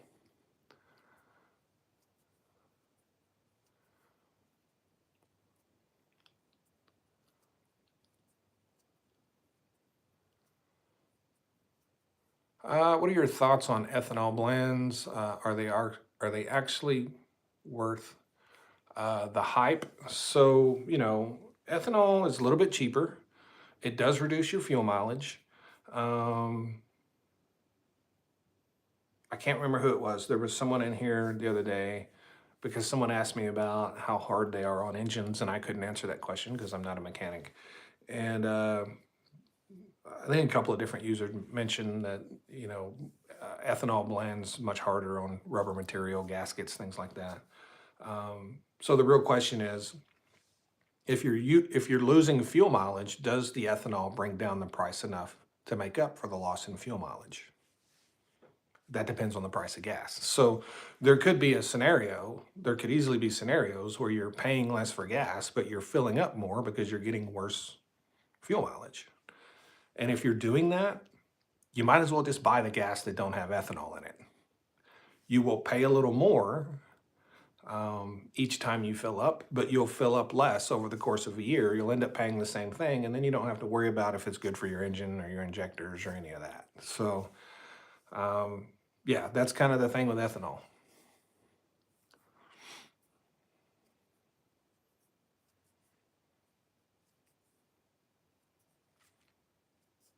So what you have to ask yourself is, okay, is 10 cents cheaper worth losing 2 or 3 miles per gallon, or is that going to be 20 cents cheaper, or is it going to be 25 cents cheaper? So it has to reduce the price enough to offset the loss in fuel mileage for it to actually be beneficial.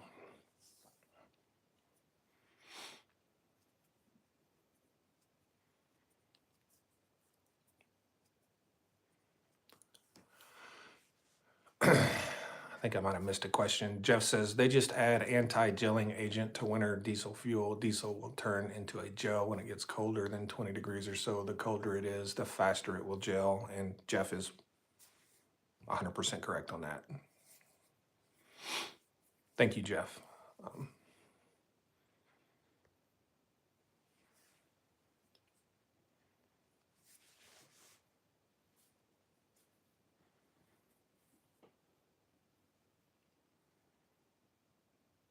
Hello, Paulus. How are you?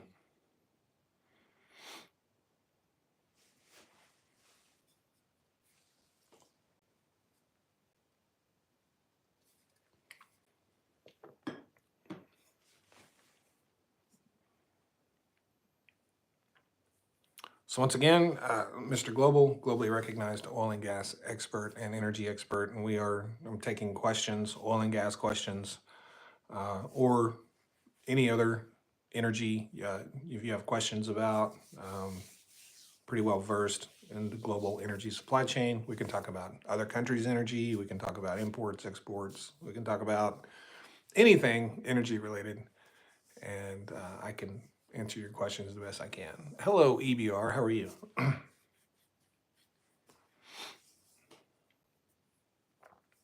Also, please like the live and help me out, get some people in here and get some more engagement, ask more questions. Maybe get some more super chats.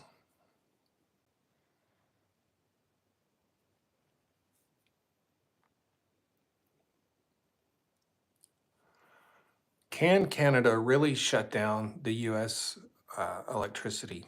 They can in certain areas for sure. Yes. I don't think for a second they ever would, but they absolutely can. Yeah. Generally, if states that run along the northern border that borders with Canada, and more specifically, it depends on the state. More specifically, like the northern half of the states, the northern states, a lot of those are going to have electricity that's generated in Canada, um,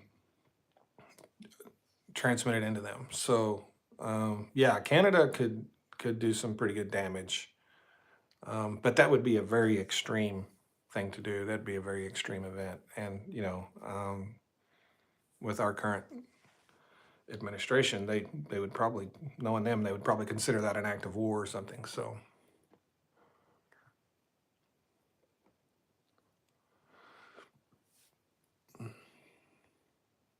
does the U.S. buy oil from Mexico? Absolutely. Mexico is our second largest trading partner when it comes to oil as far as imports. How did you get into the oil and gas industry, and how did your career progress where you are today? I live in Oklahoma, and where I come from, basically everybody works in the oil and gas industry, especially when I was graduating high school. So I went to work on a drilling rig. I was 18 years old, out of high school. I was going to college. I was working nights on a drilling rig, going to college during the day, and then I was going to college to be a teacher. Then I found out how much money I was going to make, and I dropped out of college. I stayed in the oil field, and I spent roughly 6 years in drilling. And then I took a job with Halliburton and worked on the completion side, doing workovers, E-line work, well intervention work, Um, and then after that, in 2004, I started my first oil and gas service company. I had a friend that had started a wireline business, and actually, what had happened was I got turned down for a promotion where I was working. Um, I was working for a company called Oil States International, and I was going to be a regional manager over like 3 yards in the mid continent, and the gentleman that I worked for um, had told the top brass in Houston, Texas, that I couldn't do that job. And what it really was he wanted me to stay where I was because I was doing his job. So when I got turned down for that promotion, I I went to my friend and I asked him how he started his company, and he told me he got some investors, and then he introduced them to me. And like a couple of weeks later, I had an oil and gas service company. I had that for 7 years, and I sold it. And then I was out doing market analysis. I was going to take the money I'd made off of that. I was going to start another one without any investors. I wanted to start my own without having to share my money with anyone else. Um, and I was offered a job by an oil company to work as a company man. So I took that, and I did that for, I worked at that company for 3 years. And then one day Shell Exploration called me. Um, I had never applied with Shell, but they had heard about me somewhere, and a gentleman from Europe called me and offered me a job, and I took it. And it was working for Shell is where I um, really developed and advanced my career a lot. They sent me to a lot of schools. They sent me to Europe. They sent me to Rijswijk, where I went to school and studied petroleum engineering. Uh, that's also when I was given the opportunity to work on the team that wrote the global standards for Shell. So we wrote the global hydraulic fracturing standards. We wrote the PCM, which is the global pressure control manual. We wrote the well site operations, the WOM, which is what they call it, well site operations manual. It's all these manuals set the global standards for everything Shell does globally, worldwide. And through that process, I was formally appointed as an expert in the industry, and I was awarded that eventually. And then in 2021, I left Shell. I believe it was 2021. I left Shell, and then I was offered an opportunity to partner with someone else and start a new oil company. I took that opportunity, and today I'm a partner in that oil company here in the mid continent. And that's what I do. I do that, and I teach people about the oil and gas industry. So that's kind of how my career has progressed. Yeah.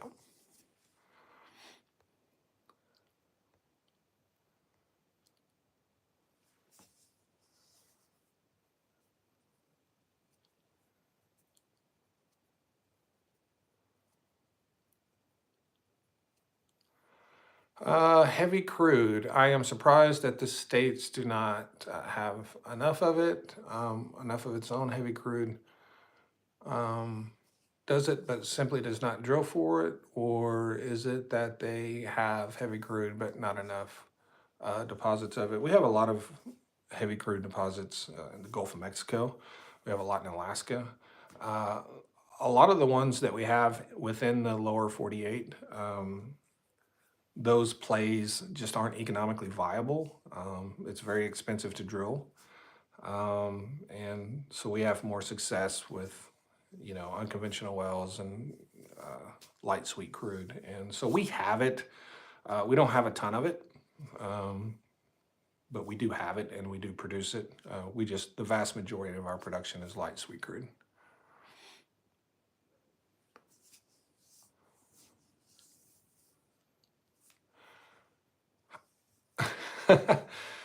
How many states would be affected if Mexico and Canada shut off power to the US?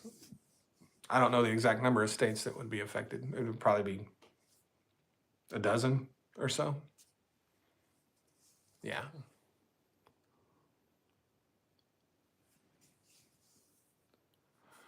I worked as a roughneck in the Odessa area. Pyote, Texas, was where we drilled. We were drilling for gas, not oil. So you were probably targeting the Atoka Formation in West Texas, which is a deep gas formation.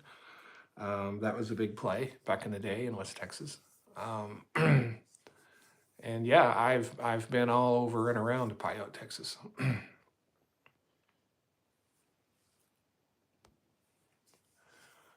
Is there an excess of natural gas and the consumer cost is double? What is used? What it used to be wouldn't be the energy company being greedy. What's going on with natural gas is that we're exporting so much of it. Um, so there's not an excess. We had an excess, even just a year ago. We were oversupplied with gasoline. We're way above the 5 year average in gasoline, or not gasoline, natural gas inventories. But this winter, at least in the US, has been significantly colder than prior winters. We had 2 or 3 pretty mild winters that helped us build up an oversupply of natural gas. Couple that with continuing to add LNG export terminals and exporting more, that has eroded away all of the supply, and that's why the prices have gone up. So, natural gas inventories are back well within the 5 year average, and if the cold weather across the United States persists, and ends up lasting a little longer than it normally would, we could actually fall slightly below the 5 year average. Is possible. I don't think it's likely, but it's definitely possible. And then we're continuing to build and add export terminals. So that's all of that together is going to continue to put upward pressure on natural gas prices. Another thing that hurts inventories is extremely hot summers. Um, So how natural gas works is typically during your mild months or your summer months, you build up inventory in natural gas, and during the winter months, you go through all of it. When you have much warmer summers, you don't build up your inventory as much because you're using a ton of electricity to cool homes. And a lot of that electricity is powered by natural gas. So you still build a surplus during the summer, but the amount of surplus you build is less. And that means you have less surplus going into the winter. So, if you have a really cold winter, which we're currently having, if this winter is followed by an extremely hot summer, which I suspect it will be because every summer has been extremely hot for the last few years, we will see further erosion in natural gas inventories. Now, that will begin to be offset as natural gas prices rise. Drilling activity will increase and pick up, mostly in the Northeast corridor, West Virginia, Pennsylvania, Ohio, throughout those areas, and natural gas production will continue to rise. And the question will be is, will natural gas production, once it begins to rise, uh, will it be enough to offset not only the demand that's occurring in the United States, but also to offset all the exports? Because I'm telling you right now, they're going to export as much as they can. And that's because, natural gas may be $3.30 in the United States, and it might be $12 in Europe. So, if you've got a terminal where you can send it to Europe, that's what you're going to do. You're going to go get $12 for it instead of $3 here. So, all of those things combined are putting upward pressure on natural gas prices, and I expect natural gas prices to stay elevated for quite some time. We're talking years. And then add data centers and AI on top of that. So everything is pointing upwards for natural gas demand. Natural gas demand is expected to continue to rise at a faster rate than it has historically. Historically, you're looking at between 1 and 2% of an increase in demand year over year, and that's expected to rise to 4, which is crazy. That's a really high number. So I expect to see continued upward pressure on natural gas prices.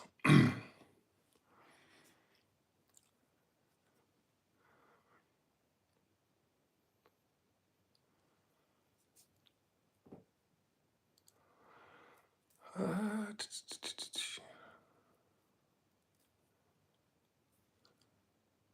I missed a couple questions here.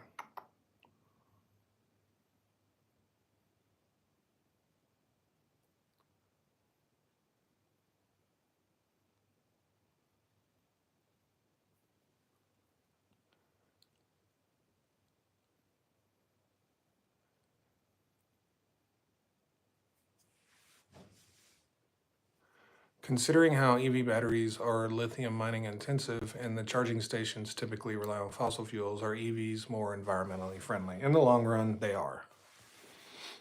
In the long run, they are.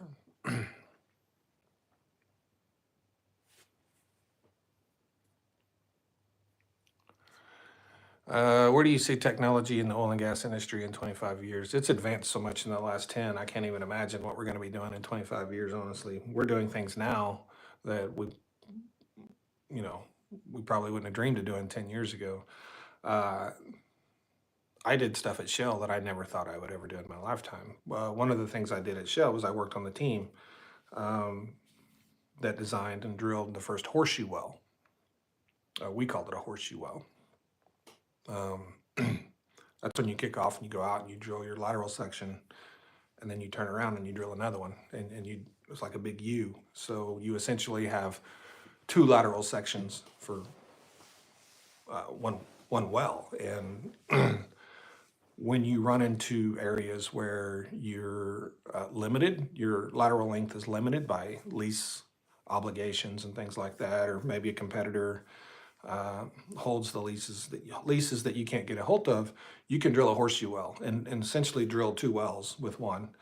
Um, and we completed the very first one that was ever drilled in West Texas. We drilled it and completed it successfully, and now there's quite a few companies doing it. So it's hard to predict what we're going to be doing in 25 years, but I bet it's going to look crazy.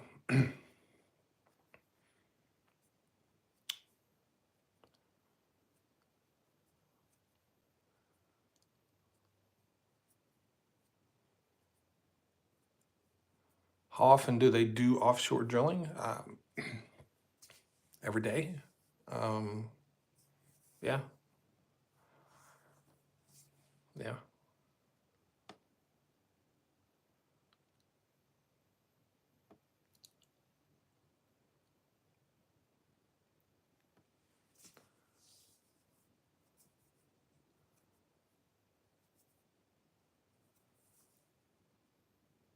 Yeah, the horseshoe well we drilled that was pretty wild. I honestly, I was working on that team and I was like, man, you guys are crazy. Like I don't know if we can do this. And we hired a couple of engineers from NASA, and we stole a couple of really bright people from NASA, and they figured it out. And what was crazy about it is it wasn't nearly as complicated as we thought it would be. And my biggest thing, because I worked on the completion side of that project, was how are we going to get around that second curve and come back towards us and drill out those plugs? And, so we decided, and what we call the secondary lateral. So you go down, you drill your lateral, and then we turned around and came back. We called that second one the secondary. So we decided to run dissolvable plugs, frac plugs, through that whole section. That way, if we couldn't get to them because we did all of our drill outs with coiled tubing, and if we couldn't get to them and get them drilled up, we just have dissolvable plugs.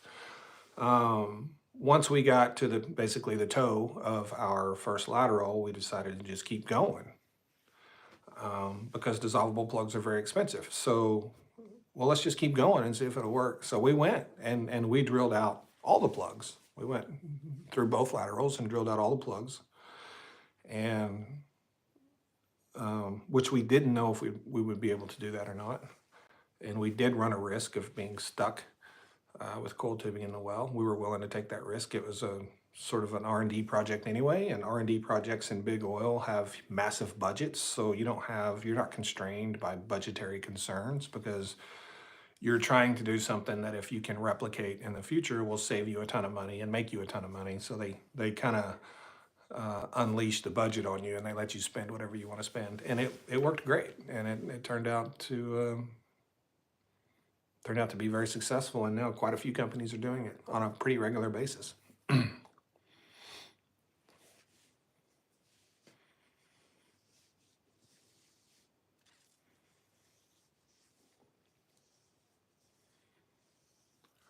Would the Paris Agreement hinder or help the US economy if we were to abide by it? Short term, long term. The thing about the Paris Climate Accords is, Donald Trump's first administration he pulled out of them. But all the oil companies stayed in.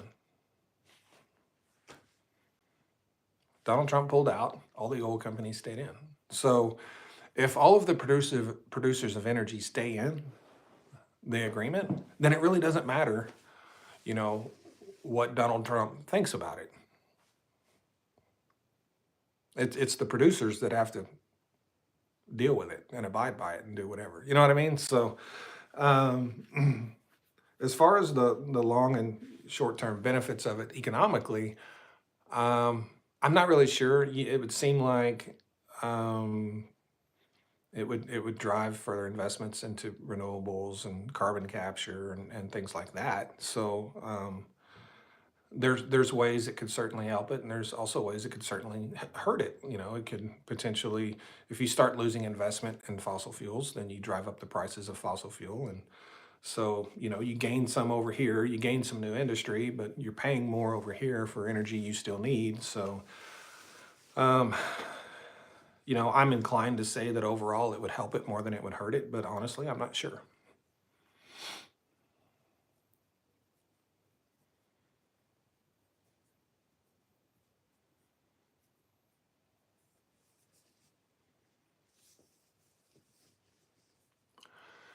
Hi, Matt. Long time lurker. Good stuff as always. It's time to up your streaming game. Laptop would be better. PC with a mic and a cam is the way to do it. And set up a Mr. Global Operations Center. I'm gonna look into that. I'm looking for ways to kind of improve my delivery and what I'm doing. I'm new uh, to doing lives on YouTube. I think this is maybe the fourth or fifth one I've ever done. Um, so I'm still learning the platform. I've learned that I do have limitations on a phone, and I'm going to look for ways to improve that. I'm also going to uh, interview some people on here. The reason I started doing these on YouTube was due to censorship on TikTok. TikTok is really bad about censorship. If I said some of the things over there that I say here, they would ban me. They would shut it down. So I just come over here.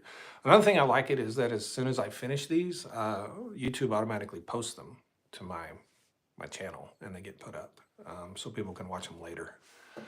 So yeah,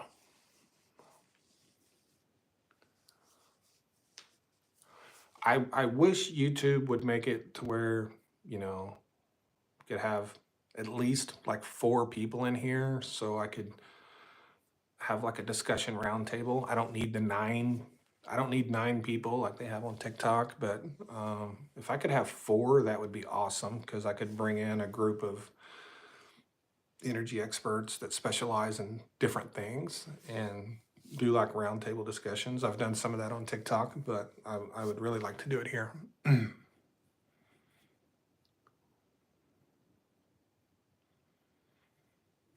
Isn't the Donald trying to shut down TikTok? Actually, so this time he's trying to save it. Like so, in 2020 he tried to shut it down, but now he's trying to save it. So I don't know what he's doing. I really don't.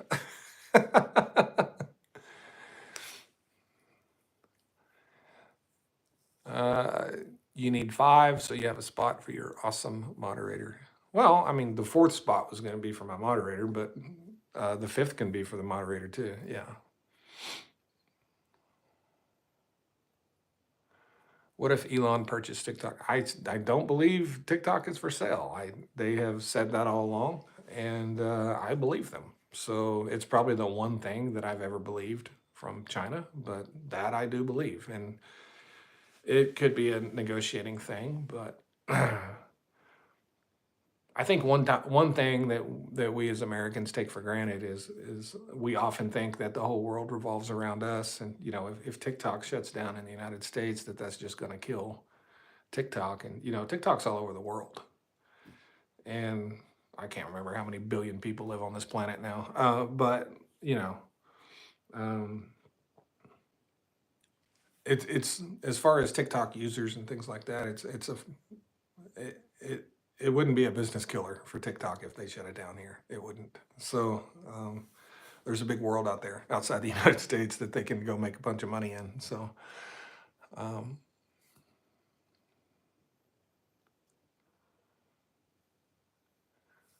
Trump wants to get Musk to buy TikTok. Well, that would probably be just as bad as TikTok just getting shut down. You know, and honestly, any version of TikTok without the algorithm is not TikTok. So if you take the algorithm away from TikTok, you just have Clapper. So it really doesn't matter. And I'm sure it would retain a lot of its user base, but um, the big draw to the app is the algorithm. And if that goes away, then what is it? It's fucking Clapper, or it's nothing special after that, other than the fact that they have a huge user base to start with. So.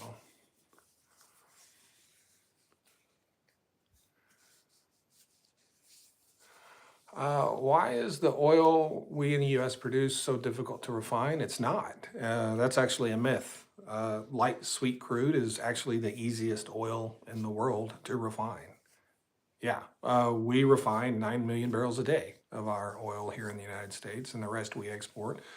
And the reason we do that is for profit. And the reason we import Canadian oil and Mexican oil to refine is to drive down gas prices and increase profit margins for refiners. It's not about ability. A lot of people think it's about ability or capability, but it's not. Just because a refinery is set up to refine heavy sour crude, that doesn't mean it can't refine light sweet crude. Light sweet crude is easier, it's simpler, but it's more expensive on a per barrel cost basis. So we can absolutely refine light sweet crude, and it's actually easier than heavy sour crude. There's less processes involved, and you actually get more product out of a barrel of light sweet crude than you do heavy sour. So um, it's called processing gain. So if you refine a barrel of light sweet crude, which is 42 gallons, you get 44 and a half to 45 gallons of product out of that. So yeah, we can refine it.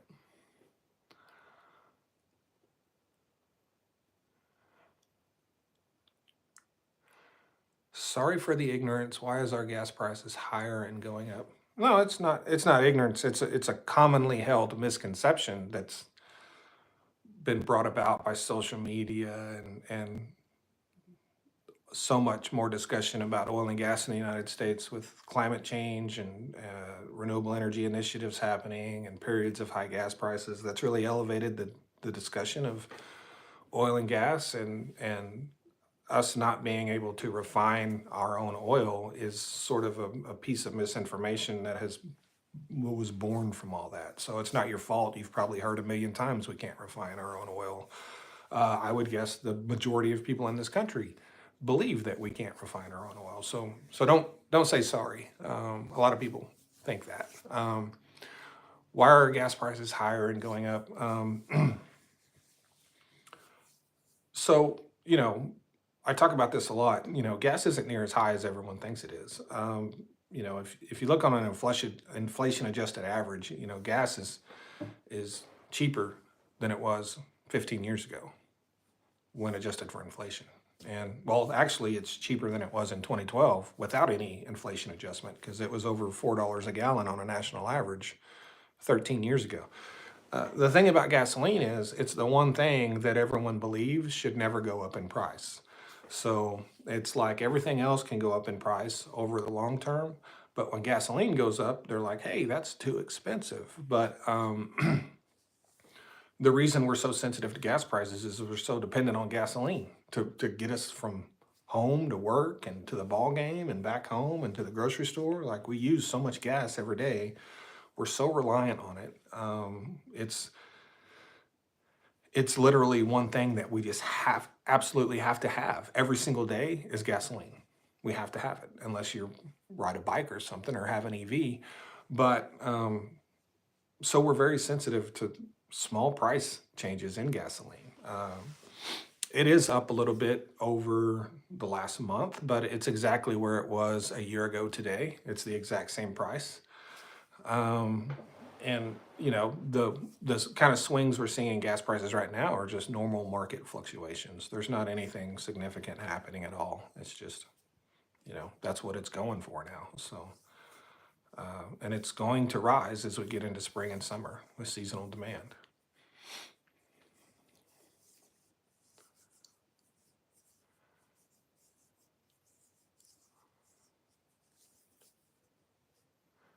Do you want $100 donation? Sure, absolutely. 100%. Yeah. And thank you if you do that. That would be awesome. Um, can 47 actually lower gas prices on his own? No, he'll have to get the help from other nations. He'll have to do something with OPEC or lift sanctions on Russia. He's going to have to do something to dump a bunch of oil on the market to lower gas prices. And U.S. producers have declined. OPEC has declined. OPEC Plus has declined, and keep in mind, he's asking OPEC Plus to increase production to lower prices when Russia is the largest producer of OPEC Plus, and they're not going to agree to that. They're not going to agree to lower their own prices. I've said for a long time that Russia aligning with OPEC and within OPEC Plus um, is not good for the United States. It wasn't good the day they decided to do it, and it's not good now. It's never. That's not a good thing.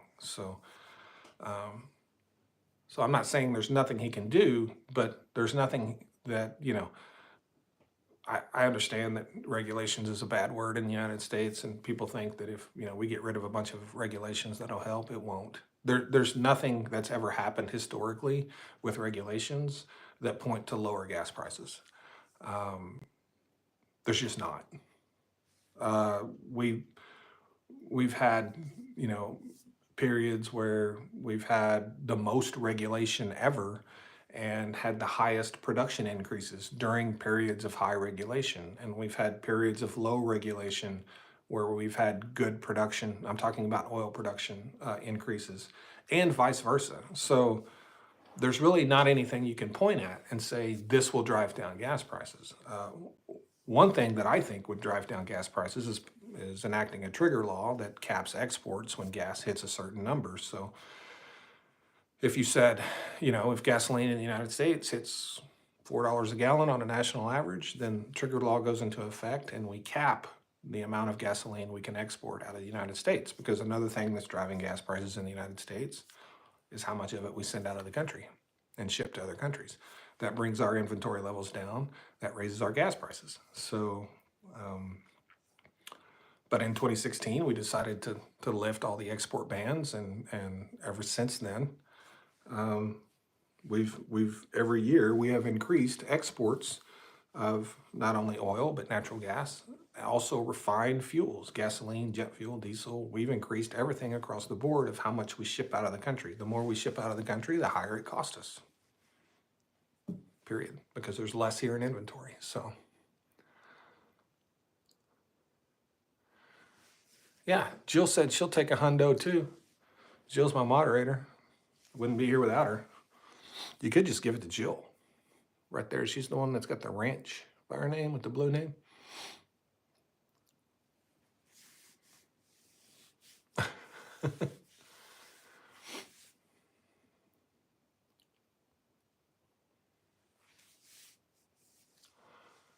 I am making an AI bot that listens to Trump as he speaks and auto fact check on the fly. Cool. I don't know much about that technology stuff. I mean, that sounds interesting. You should use it on all politicians, though. Yeah, we need to use it on Trump, but you could literally use that on any one of them, and you're going to get a lot of hits. I can tell you that. What is the difference between OPEC and OPEC Plus? Well, OPEC is the original, I believe, 14 member nations that originally, or well, not originally, it was originally less than 14, but it became 14 member states. that became a cartel to try to stabilize oil prices around the world. And so basically, Saudi Arabia, it kind of leads OPEC, and they have meetings, and they all decide how much each country can produce, right? And countries have to be compliant. They have quotas. And OPEC Plus is when OPEC said, let's bring in some more countries and increase our footprint so we have more leverage over the world. So they started OPEC Plus with Russia being by far the largest member. And keep in mind, it's the United States, Saudi Arabia, and Russia are the three largest producers in the world. So OPEC Plus is literally like another OPEC that just sits beside. They I just call it all OPEC because it is. It's all OPEC. They can just drop the plus. Because OPEC Plus does whatever OPEC does, right? The OPEC Plus nations, they just agree to whatever OPEC does. So I don't know why we need an OPEC Plus. Just call it all OPEC. But they brought in a lot more nations, and with OPEC and OPEC Plus together, it's nearly 60% of the world's oil supply that they control. So OPEC Plus is just another OPEC that works with OPEC. It's just another group of nations that works with OPEC. And actually, Russia's in OPEC, or not Russia. Well, Russia's in OPEC Plus, but Mexico is in OPEC Plus as well. So the quotas and stuff in OPEC Plus, sort of like, hey, you have to produce this much oil. Like you can't, like their regulations aren't quite as stringent as far as how much each country is allowed to produce, but they generally tend to agree that we're going to do what we all agree to do together. So it's a big cartel.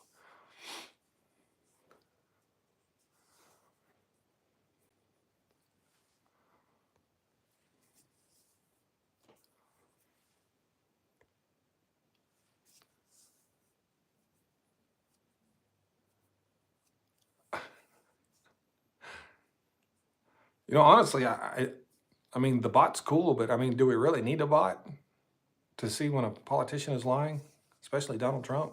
I don't. I don't need a bot to see when he's lying.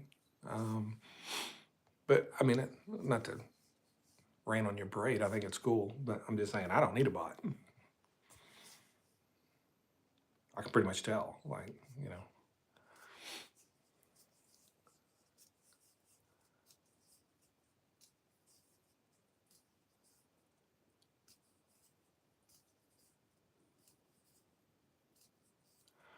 I'm a fuel hauler and trying to learn more about the industry. Where does loading terminals, midstream, rank as far as profitability goes, and why are they bought and sold somewhat regularly? The thing about loading terminals is their fixed costs are very set, and so it's the type of business where there's not a huge profit margin, but you also don't have to worry about fluctuations in your fixed cost. Like it's there's a lot more certainty there in what your cost and fixed costs are going to be, and that is because you're not purchasing the commodity. You're just transporting the commodity.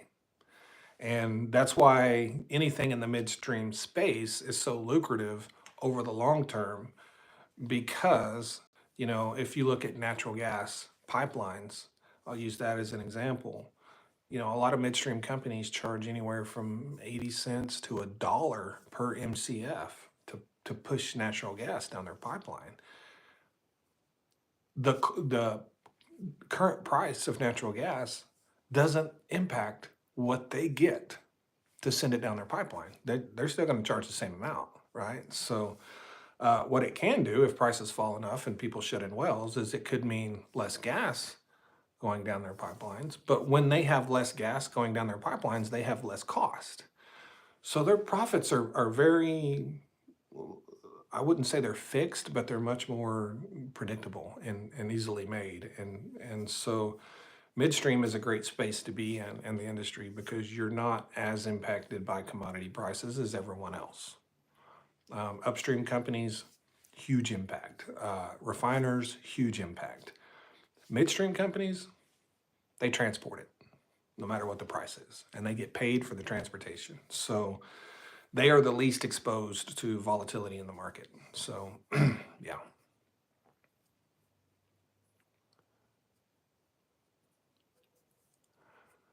Let's see here. How much has Ukraine affected Russian oil business with everything like bombing to it's hard to say because it's very hard for us to know how much oil Russia is putting on the market in any given day because one, they lie and they try to hide it and it's sanctioned and all that. But we do know that they've been hitting Russian refineries like crazy to try to reduce the fuel supply in their military. So it's certainly having an impact, but it's you would that will knowing that will only be borne out or known and how they are able to respond militarily within the conflict. So because Russia is largely they're either secretive or we just don't believe the things they say when it comes to their production and stuff like that.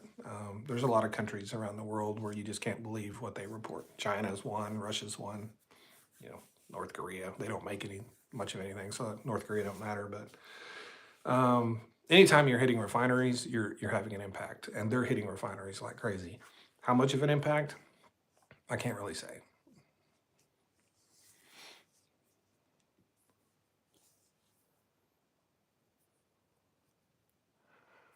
Most oil and gas producers at the beginning of production, do they put a choke on the actual output and then increase, or do they just let it flow? Most companies, it really just depends on the well, but most of the time, your initial production is going to be choked because you're trying to stabilize your bottom hole pressure. You don't want to unload a well too fast. You can cause formation damage, reservoir damage. You can cause your fractures from your hydraulic fracturing. Those can close up. So you want to produce in a well, or you want to produce a well in a way that maintains reservoir pressure as much as possible, right? And keeps it as stable as possible. And so you do use a choke to do that. And you allow the choke to maintain that bottom hole pressure, that reservoir pressure. So yeah, most of the time, if it's a shitty well, open the damn thing up. It's not going to matter. But these days we drill a lot fewer wells and we drill a lot better wells of the few we drill. And so, yeah, using a choke to maintain and stabilize reservoir pressure is a big thing when it comes to producing a well.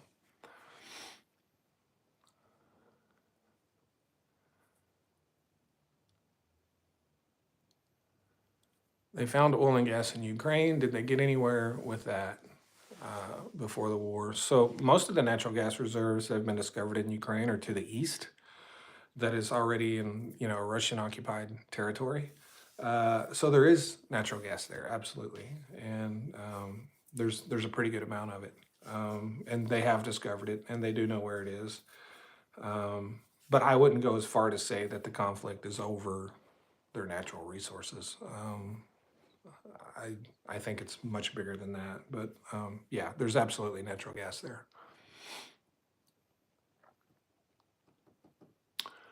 Mr. Smarty Pants says it can also water it out sooner if you put the well on too hard. Yes, you can draw in a bunch of things into your reservoir that you don't want. So, what is formation damage and how does it happen? Well, it depends on. So, formation damage is any time you do anything to the formation to alter it in a way where you restrict the permeability or the ability of fluid or gas to flow through the rock. You have to understand when you drill a well, um, there's this sort of misperception out there that like if you drill an oil well, there's just like this big lake of oil down there. Um, no, it's rock. It's rock, and that oil is and natural gas is flowing through rock.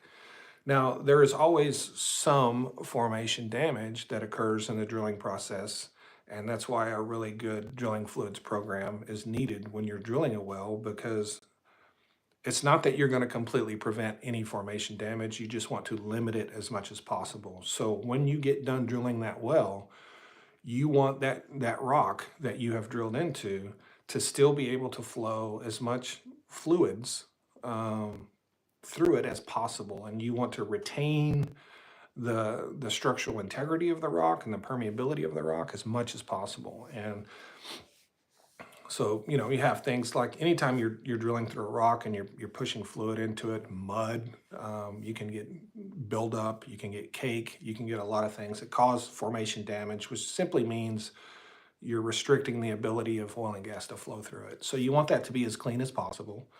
Um, and then, that's basically what formation damage is. It's anything that hinders the ability or lowers the permeability uh, of the source rock that you're drilling into. And so that's the simplest way to put it. That's what it is. So uh, it's drilling and completing wells, whether they're oil wells, natural gas wells, or both, is a lot more complex than people think it is. It is a science, and it has taken a lot of very brilliant people a lot of years to perfect it.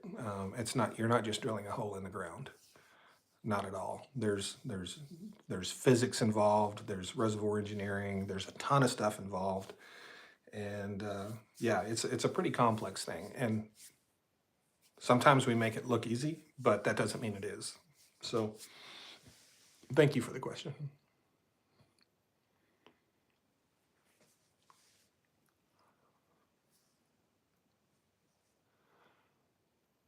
All right. Well, I am 2 hours into this thing, so I think it's a good spot to shut down.